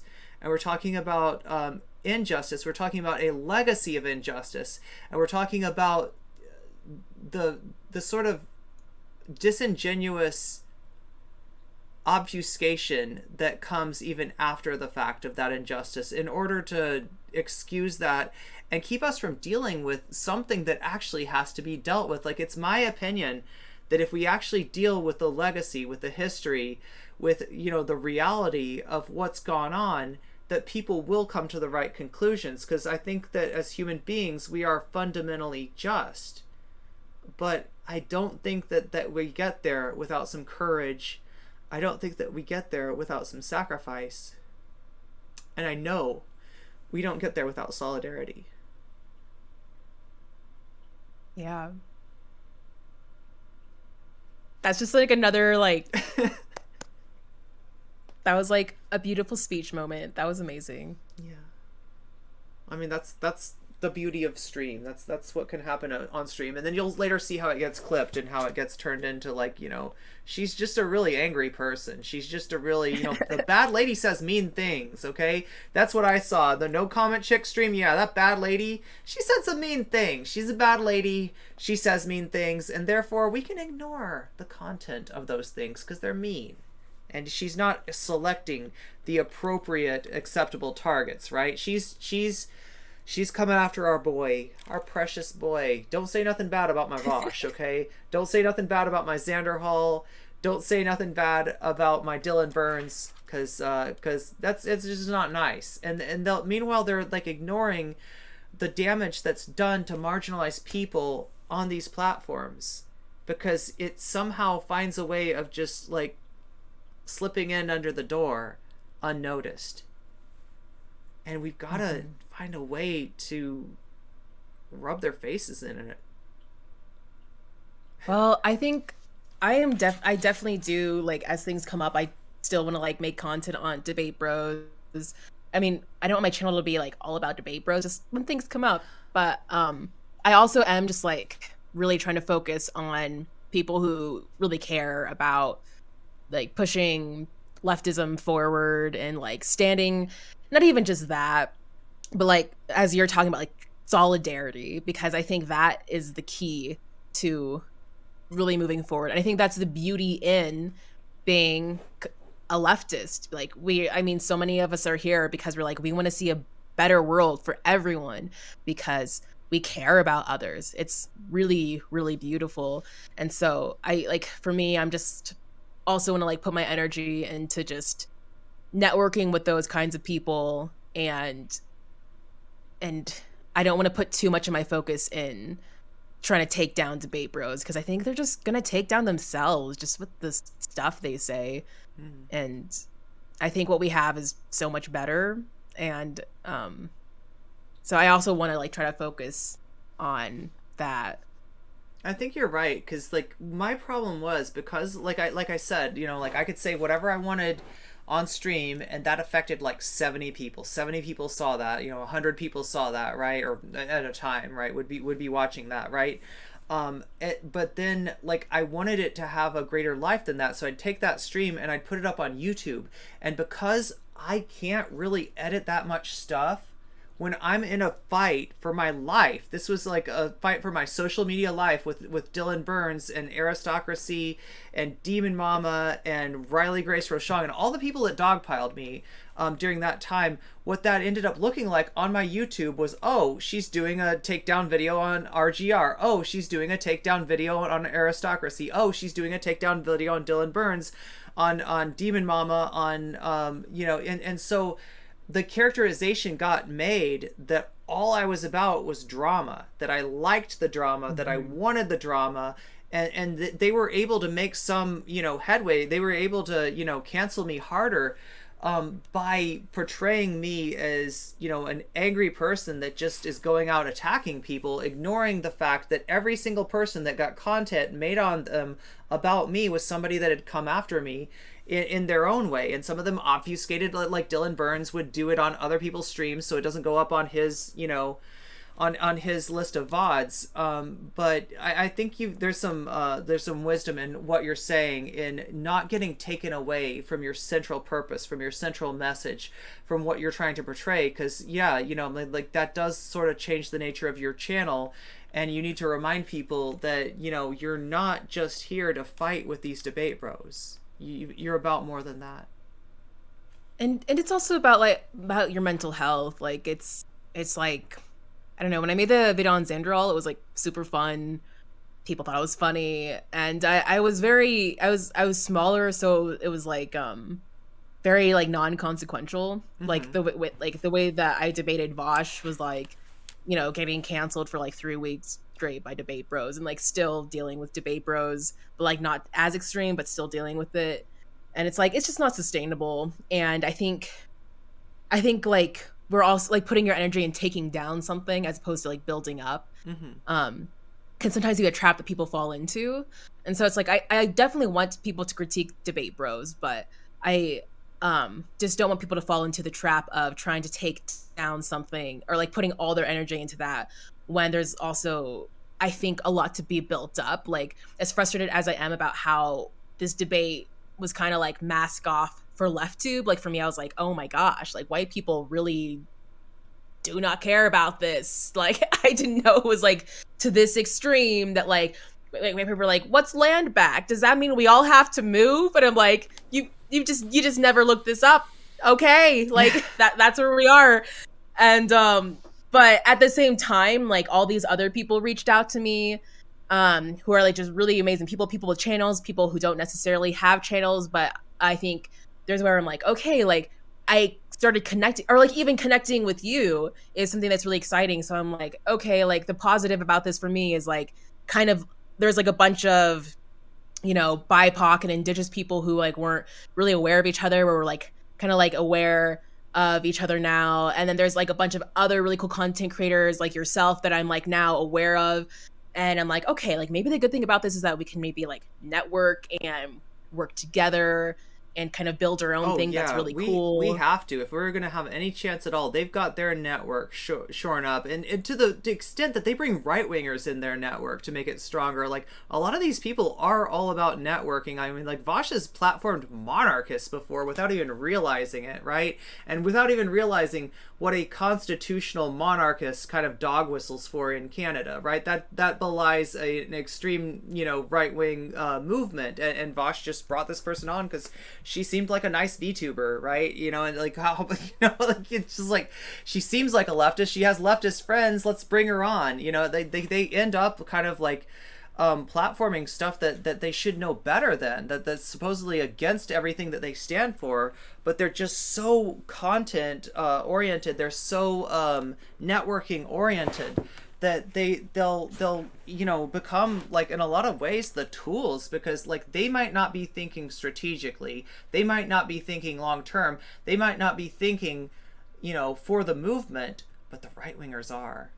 The right wingers have a plan. The right wingers, this isn't this. They don't do this haphazardly. They do this with the intent to take left wing ideas, just like Doomer Politics did, and make them untenable, make them something that's a poison pill, and basically bully anybody out of actually espousing that stuff in order to, yeah, like you said, to kind of shrink the Overton window, to truncate the left side of the Overton window and maybe expand the right side of the Overton window. And that's what the agenda is. And people like Vaush, it's not that they are trying to help that. I hope God, to God, like, I'm not accusing of anybody of being like crypto here, but they are unaware of it to the point that they make themselves tools. They make themselves useful idiots in the grand scheme of some right winger, right? Without even realizing necessarily what they're doing. Yeah, totally. But yeah, no, I love that good stuff has come out of this. You were talking about Twitter and how in a lot of ways some of the worst of the cancellation got shut down through Black Twitter, right? Yeah, like, I mean, I know I definitely saw this blow up among white leftists as well, and also just people of color too. But I thought there was this thing that I noticed. I was like very curious, where it was like there were just Black people who were just like, "What the fuck is this?" And they weren't leftists. Like I even had people like explicitly say like, "Hey, like I'm a centrist. I'm just Black, and what's happening to is messed up." And so there was just like a chunk of Black people who were just like, abso-fucking-lutely not. Shut this down. And I was like, something about that just like blew my mind, because like here we are like in BreadTube, and like that sphere made it just kind of to Black people in general. But I don't, not obviously like not all of Black Twitter, but there was a chunk of Black people who just were like, this is really racist. And that to me also put things into perspective. The fact that like Black people who aren't even leftists thought this was messed up, but then there were like white leftists who didn't recognize it was messed up. It just kind of was just like, oh, I'm kind of rambling about it a little bit, but it's just no, very telling to me. it's no, it's like one of the things that we suffer from as leftists is a lot of times we have trouble getting our people as inspired as the right wingers who are fighting against it. Like you see this with the anti-SJW content, right? That they can really, like they can really manifest quite a lot of hate against us by just kind of rallying those anti-SJW troops by throwing red meat to the crowd, and they can get a lot more involvement, so that even though their point of view might be somewhat marginal, the people that are on board for that point of view are very adamant about that. And what you're talking about is almost the reverse of that, is when you actually get an audience that, like, maybe even ideologically not connected to the, to you as a content creator, what movement you're in, that jump up and become really interested in this, and give the debate bros something to be afraid of, which that's needed to happen so long. We need a natural predator for the debate bro, is honestly what we need, and I'm starting to see the inklings of that.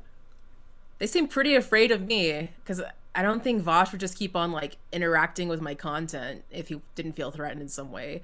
I honestly think it's like really funny every time he does, because I'm like, again, I'm so much smaller than he is, like, and I didn't expect him to actually watch any of the videos. Like, I didn't make them for him to watch. I just was like, yeah, I don't Yeah. like this person because of these reasons. Huh. And I just wanted to like let people know because they kept on asking. And I was like tweeting about it, and I was like, I'll just make a video. And it's just really funny to me that this person keeps on like coming back to analyze or just watch my media like on his stream, because he wants to, be like, well, this person's genocidal, so you should be afraid of her. And I'm just Yeah. like, I must have really gotten under your skin because you keep on interacting with me for some reason. And Huh. I don't know. There's like a way where I kind of think it's funny.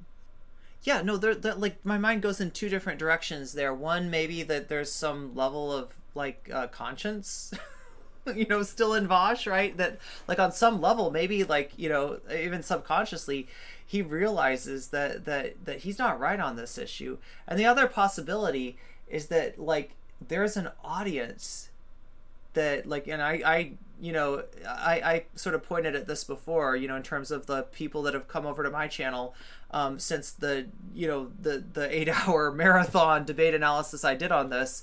But there's a certain audience that Vaush is aware of, that he sees himself losing, and he's not happy about that. He is mauling about that, and he feels like, look, I can bully everyone else into my point of view. Why can't I bully you into that? And the more he tries to kind of harangue them, the more he tries to corral them, the more he tries to say, no, no, no, you can't possibly hold this viewpoint, right? The more turned off they are by him. And Vaush, if that scares you, you should be afraid. Yeah. I mean, I just hope that he just stops calling himself a leftist and then just is some sort of other political ideology, and then we can just ignore him. Because I There's think the thing is, like, the thing that's so upsetting is like, we're like, okay, well, you're a leftist, which would mean or imply that you care about, X, Y, and Z. You care about being anti-racist. You care about being against transphobia, homophobia, like, ableism, all these things. And so it's like, well, if you're a right winger saying it, then it's like, well, it's annoying, but like we expect that of you. But I think the thing about Vaush is like that the reason why we keep on engaging with him and other debate bros is like, well, listen, like you claim to have these political views, which means that you claim to care. So, stop being all these things, stop being transphobic and racist and da da da da. But if they're a different political ideology, we can kind of just like let that go. And to me, like that's the best we can hope for, is just like having them not be in our circle. Yeah, because there is a certain degree of like trendiness behind the breadtube label. This is the story that goes back, to the beginning of YouTube. First, you had New Earth Creationists on here. They came up, made their dinosaur videos. Then the New Atheist came along and said, "That's fucking cringe. That's fucking cringe," and chased them off the platform. And then the New Atheists ran out of targets, right? And they were like, wait a minute, what's cringe? What's cringe? Feminism! Feminism is cringe, right? And they attacked feminism for a while. And then you had the breadtubers kind of come along after the anti-SJWs, which, the descendants of the New Atheist anti-feminist movement, right? Were the anti-SJW videos. And like breadtube was like, anti-SJWs, that's cringe as fuck.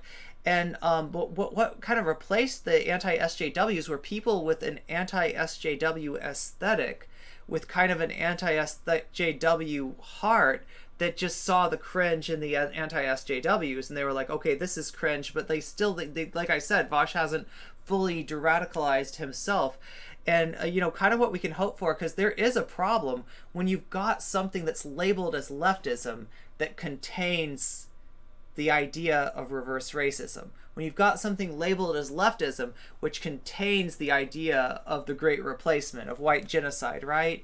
What you are doing is like on a theoretical panel, you're taking up that spot that should be occupied by an intersectional leftist, with somebody who claims to be an intersectional leftist, but really just doesn't have it has missed the plot, has lost the plot, right? And so they're functioning as a intersectional leftist asterisk, and the asterisk is, but not about your issue.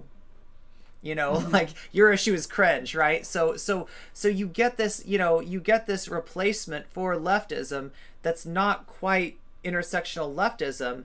And you're right that by, even if they do these leaving the left arcs, like, oh, the left, they're canceling me, they're gatekeepy, I can't, like, this is untenable. All right, fucking leave.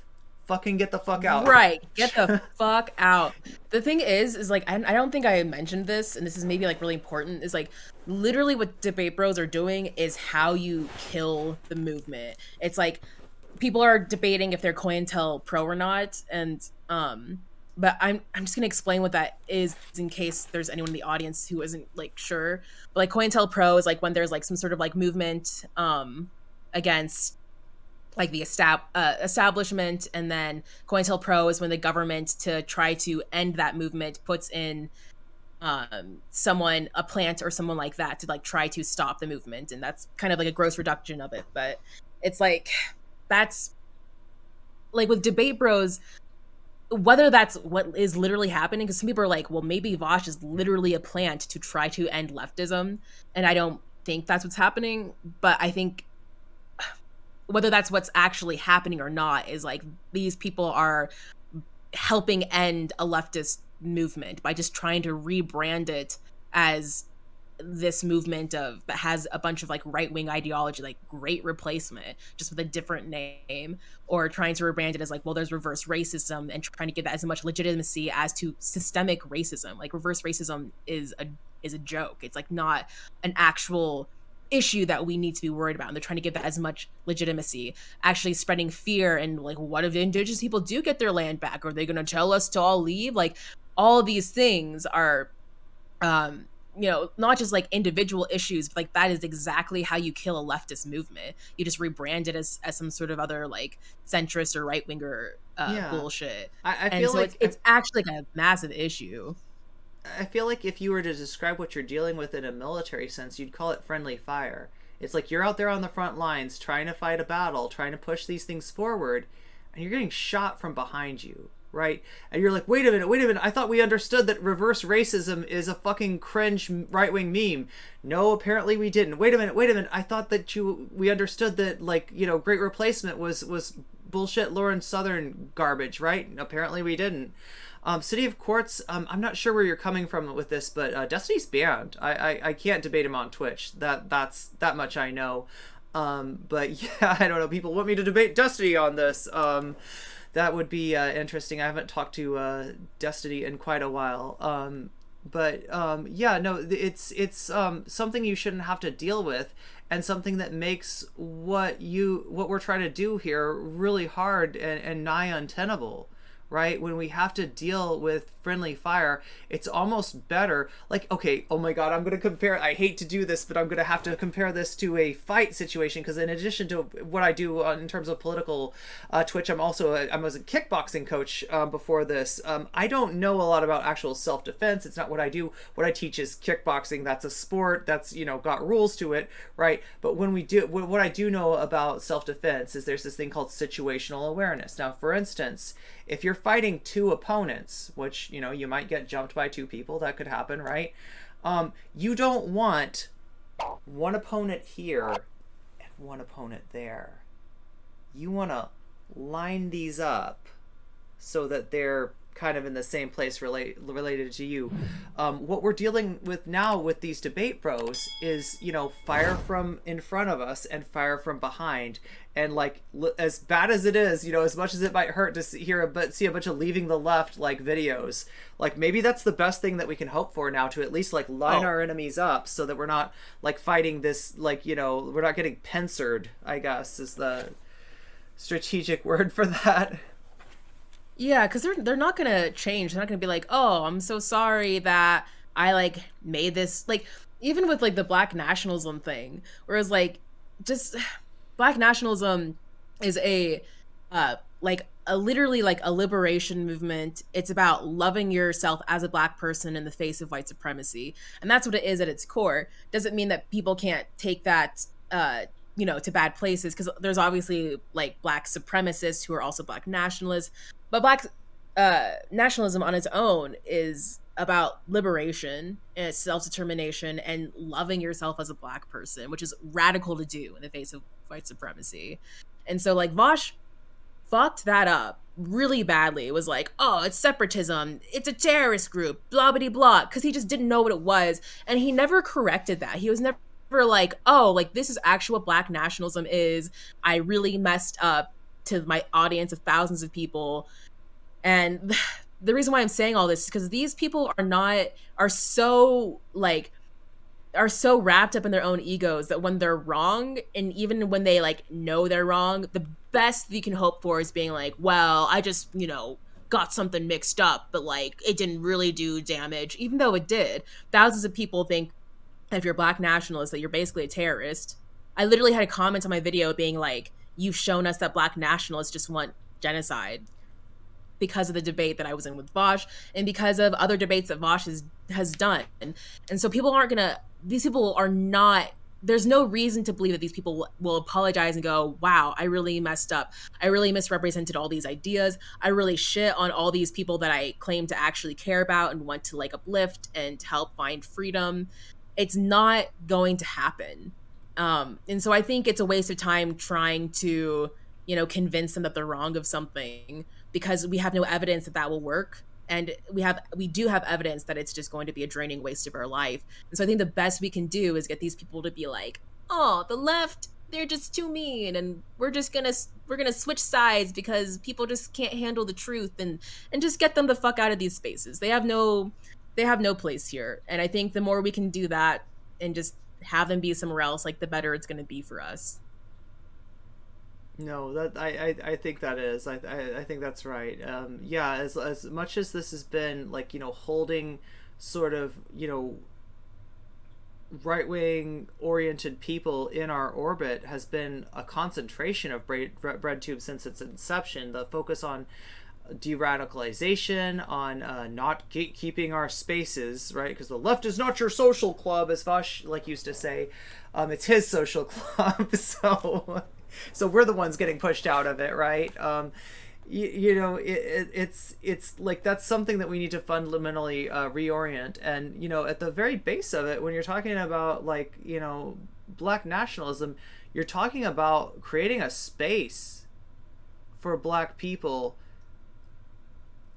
outside of that gravitational field, and that's what's so threatening to people like Vaush. I'm just like imagining him outside like a Black reading group, just banging on the door being like, this is discrimination, I should be let in. And he doesn't even want to know, he doesn't even want to engage with any of the ideas that people are talking about inside. He just hates the idea that there's something going on that's important without him. He hates the idea that Black people don't need his help in liberating themselves at the end of the day. Yeah. Oh, that's oh my the God. thing. I'm going to get like, canceled if I say that Vaush hates the idea that he is not the great white hope, but I'm willing to write we're like that the out. great white menace. Clip that. Yeah, there you go, Debate. Vaush. There you go. We're like I said, no, Vaush, we're coming for you. So if you want to do content, go ahead and make my day. Yeah. But yeah, I just want to add, like, it's just, I think for debate bros, like, they cannot fathom that, like, maybe this conversation isn't for you. Maybe there are conversations where you're not your opinion's not gonna hold the most weight. That's kind of I think that's part of what's so threatening to them, is like, because like all I'm trying to say is like, hey, have an educated opinion about things. And then even if you do on topics like colonialism, your opinion's not going to hold as much weight as a colonized person, because that's the reality that they're facing. Saying that is part of like what has created so much hostility. I think these people have never been told that like maybe you're not the person who's going to save the day. Maybe people are going to be just fine without you, and maybe your opinion doesn't hold just as much weight as everyone else's in this particular situation, and that is something that they cannot digest. I almost would have revised that reading group example. It's more like this: Vaush can get into the reading group, but there's required reading, and he's not interested in doing that. And until you do the required reading, Vaush, your opinion on these matters is next to worthless. And some of that required reading involves listening to people with lived experience of this oppression. And you're really not interested in that. You showed that to us in that debate. And I Yeah, I fucking think hate it that so. you have to become the object lesson, because Vaush, I'm a compassionate girl, and like I want to see, you know, everybody come along with us. I want to think that, you know, everybody can learn, and that, you know, maybe it's just something that you're missing, some little piece of understanding, some little, like, you know, particles of light that somebody's got to connect for you, but I can't count on the fact that you're ever going to get there. And Professor Yeah. Flowers gave you a great chance to do just that, and you were incredibly ungrateful for that. And for that, you've become an object lesson. Yeah. I think what's so depressing is like I started YouTube being like, if I just talk about racism, people will get it, and like people just don't get it, and so we just need to like learn more about our history and things like that.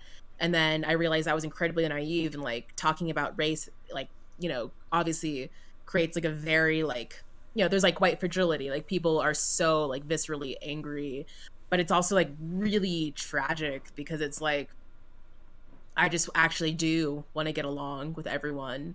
I want to be able to connect with everyone and be present for everyone.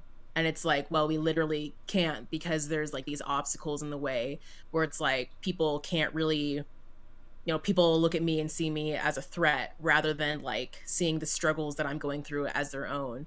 But I think it's really beautiful to be able to do that for people. And I want to do that for people.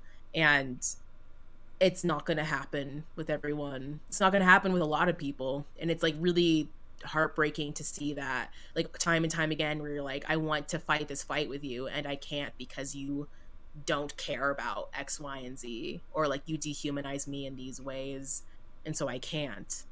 And yeah, Yeah. it really breaks my heart. But it's also, I just try to like focus back on the people who do want to do that. And because there are people who do want to do that, who Yeah. want to like fight this struggle with each other, and that's really beautiful. And so I try to always come back to that. Yeah. And I mean, like, I don't know, I kind of went hard on, you know, Debate Rose in the Dis Debate. Just realize if this hits you in the heart, because, you know, I'm not just talking about Vaush, I'm kind of talking about you. Like, there's two ways you could take this. One way, you make me the villain. One way, you try to find clips of me saying, you know, things that don't sound great. One way, you hand wave, you know, what Professor Flowers has said away. And the other looks more like a redemption arc from an anime. Do you know how cool Oh that my shit is? gosh. Do you know how cool that shit No, I've been is? thinking that this okay, I've been thinking that this whole time, but I was like, I can't say that out loud because it's too cheesy. But I'm like, but yeah, like literally we could be in a flipping anime where we have a redemption arc and it's friendship and love that wins. That could be us, but what are you doing? Think about that. Yeah, don't try to fucking cancel somebody that's trying to bring you knowledge that you don't have. Right? Yeah. That's not helping you, that's not helping anyone. Don't become an obstacle. Okay? I mean, you might not be like the you might have a little bit of like main character syndrome, right? You know, but all the cure for that is to, you know, is friendship, love, and courage. And Yeah. and we've all got that potential within us. Oh my god, this is like so good. This is so fucking good. Yeah, like I'm here for it. As much as I talk a lot of shit, as much as I'm you know, I bare my teeth because I know that people, like, you know, the people coming for me aren't kidding around. But I'm also here for redemption arcs. I'm also here for people learning stuff. I'm here for radical honesty. And I think you are too, Professor Flowers. And, you know, I appreciate that. Yeah, I appreciate that about you too. Okay, well, I have drugged this out for nigh on 3 hours. I want to make this a digestible piece of a video for YouTube, unlike my 8 hour marathon of debate analysis, which I know a lot of people didn't watch all the way through just because it was so long. Is there anything else you want to touch on before I give you a chance to, sort of shout out your projects, anybody else that you want to boost, or any of that stuff? Is there anything else that you want to make sure to touch on? Um, I don't think so. I think we covered a lot of stuff, and I really appreciate you. I do want to thank you for having me on. I was like nervous about it because this stuff happened with Dr. Yeah. Heem, and so thanks for like putting up with that and having me on. I really enjoyed talking with you. I almost didn't want to have you in Discord because like I was thinking it through from your point of view, and like I was like just imagining the kind of trauma of like, okay, you go into the Discord and like everything's good, and then you get hit with like, but what about land back? Isn't that just like kicking white people off their land? You know what I mean? You get hit with this shit that like that I mean, you got ambushed, you got betrayed, you got lied to, you got deceived by Dr. Heem Dowd. And I he was a friend of the show. I thought he was a really nice guy. That's definitely the person he plays on stream, but obviously at the end of the day, those aren't the decisions that he made. He is not a nice guy, and he is. I just didn't want to like run you through the same like set of events that preceded the last two appearances with streamers. Like, well, I guess there's President Sunday too, but Thanks. Yeah, I appreciate that. Like you seemed like very sincere and someone who I really wanted to talk with, and so yeah, I really appreciated this conversation and yeah. everything. And Well, thank you for yeah. trusting me in spite of having been burned a couple of times before. Because I mean, like Well, that, it's tough. well, you expressed going through something similar with, I forgot the name of the person that you, was it Dylan? Yeah, Dylan Burns. Dylan Burns. I'm sorry. Um, and so I was like, okay, like, seems like we've been through like some shit. So I was like, you're not lying about like that. And so yeah, I came on and I kind of went through the yeah. same thing where like people like I couldn't trust anybody. There were people that wanted to come on with me, that wanted to bring me on, but like I'd been burned so many times, and it's so easy if all they have to do is bring me on, get me in there, and then go off on me on what a fucking horrible person I am, and they're gonna have like they're gonna have the what are the biggest, or yeah, the biggest panel host on Twitch, knocking on their door, really interested in what they have to do, really interested in what can I do to help you, what can I do to boost you, because you're helping me with my no comment chick problem. And like, like I became like a thing for people. I became content. Yeah. And like, as much as like, oh, I became content, people are interested. Yeah, I mean, it's not as good as it sounds. And it's really dehumanizing. No, it's awful. It's like these like pieces of shit dudes who are just trying to like have some clout and farm you for content. Yeah. It's like Dr. Heem seems really nice, and like for me it like wasn't even like the conversation itself. I was like, this person just doesn't get, they're asking these like really messed up questions and I'm gonna leave because I don't think they understand. But for me it was like after that where I was like, hey, like, I didn't want to have a conversation like that because I think it like breeds mistrust. Can you take it down? And they were like, like I'll take it down only because you look like an idiot. And then like I was like, oh, okay, well, fuck you then. But yeah, it's just like a bunch of dudes who are just trying to have clout, trying to, their egos like wrapped up in it somehow too. And yeah, I mean, like, it's just really, really gross. Like, it's just like, I don't know how to explain it. It's like the most toxic dude shit. It's funny because I've been just like calling like the patriarchy toxic dude shit, and I'm like, we need a word for this. And I was like, oh, the patriarchy. But it's just like, it's like the most extreme, in my opinion, of like toxic dude shit.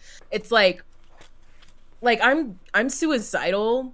It's like I could see someone like killing themselves over this. Like, this is this is so fucked up. Like, you should not be putting people through this. Like, have a little bit of this thing called empathy. Don't know if you ever heard of it. Maybe try some of that sometime. It's out of fashion, like, I heard. Yeah, it's pretty cringe to have empathy. Yeah, I'm just like, this is so messed up. And it's like, anyways, I know we're wrapping up, so I Well, won't you like, know, start like rambling, but no, the you know, the patriarchy, you know, that's one word that you can say and immediately get mischaracterized by 1,000 fucking dude bros out there.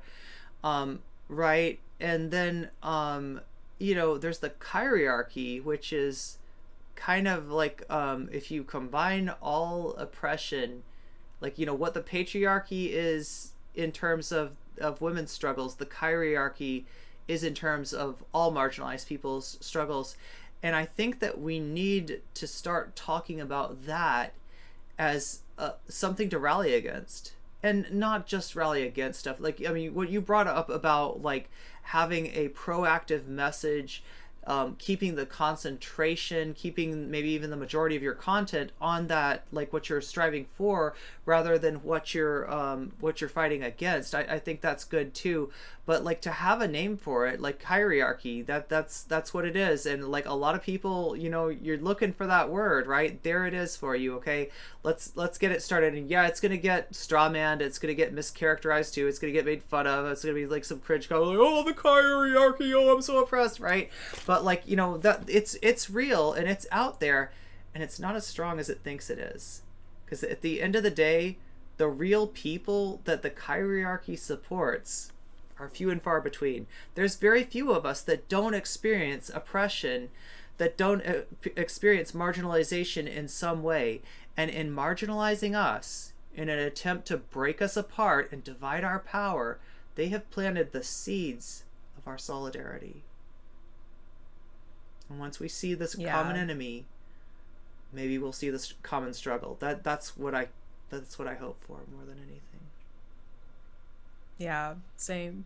Yeah. Oh my god. Well, if we wait much longer, I'm gonna break down and cry, because this stuff is really emotional. This stuff is very real for me, and like having. I'm just like, yes. I'm just like, when I snap, like when they do like for poems and stuff, I'm like, yes. You have no idea how like alone I felt in this fight. Like how, you know, and how much my, you know, the people that are trying to stop me have stated their goal is to in fact, there's some of them in chat right now trying to sign up under weird usernames, which you're not seeing, chat, because I've got the follows disabled. But like, you know, their stated goals were to isolate me so I could become part of the 41%. 41% is, by some estimations, the amount of trans people that attempt suicide. I don't know how accurate that statistic is, but they like to use that statistic as a dog whistle, right? And they're in chat right now talking shit. And the funny thing is, I think I know what creators are behind these accounts. I won't say it because I don't want to, like, you know, mislabel somebody when really it's an alt and nobody, you know, there's no way of knowing who it really is. But I think I know who I'm up against. And I see you. And I'm coming for you. We're coming for you. Content. Hey, just to make that really clear, in content. That's what I'm talking about. I'm not really coming for you. I'm not going to show up anywhere near you. I don't want to ever see you in real life, okay? Just so you understand that, just so that you're really clear. I think you're a toxic person, and I have a lot more to fear from you than you ever do from me. But in content, in social media, I am coming for you, okay? Well, at the end of the last video I did, I said that we're making an ethno state. So you are welcome to our ethno state. Anyone can come as long as you're not a debate bro. So we have a hot tub, and do you have brownies? You're totally invited. I will make some brownies for like brownie points and stuff like that. I need those sweets. Yeah, I really appreciate that sort of thing. No, that's awesome. That's awesome. So as long as I've done the required reading, I can get into your ethno state, right? Yep, everyone's welcome except for debate bros. So and you have to do required reading. That's Zero required reading, even better. Well, I'll probably do some reading anyway, because I always like to learn. Thank you so much. We'll have book clubs in our ethno state. Okay, so. There we go. So I can be less ignorant than I am now. Thank you so much for being here, Professor Flowers. Thank you so much for trusting me, despite the fact that you've been burned by, you know, streamers in my very orbit, right? You know, people that former friends of the VOD. You know, thank you so much for, you know, like taking that risk, and for being here, for teaching us, for standing up, for having solidarity, for all the beautiful things that you represent. Thank you. Yeah, thank you too. do you want to kind of remind people of where they can find your stuff? We'll try to post your links in chat as well, for anybody who's not following Professor Flowers already on YouTube. Just anything that you've got in the works as far as upcoming projects, and any other comrades that you want to shout out, frankly. Yeah. So again, like Irene was saying, you can find me Professor Flowers on YouTube. Other comrades I want to shout out. Mexi, I have my friend Nick who does a lot of queer stuff, and they're on YouTube. You can find them at Pink Spots.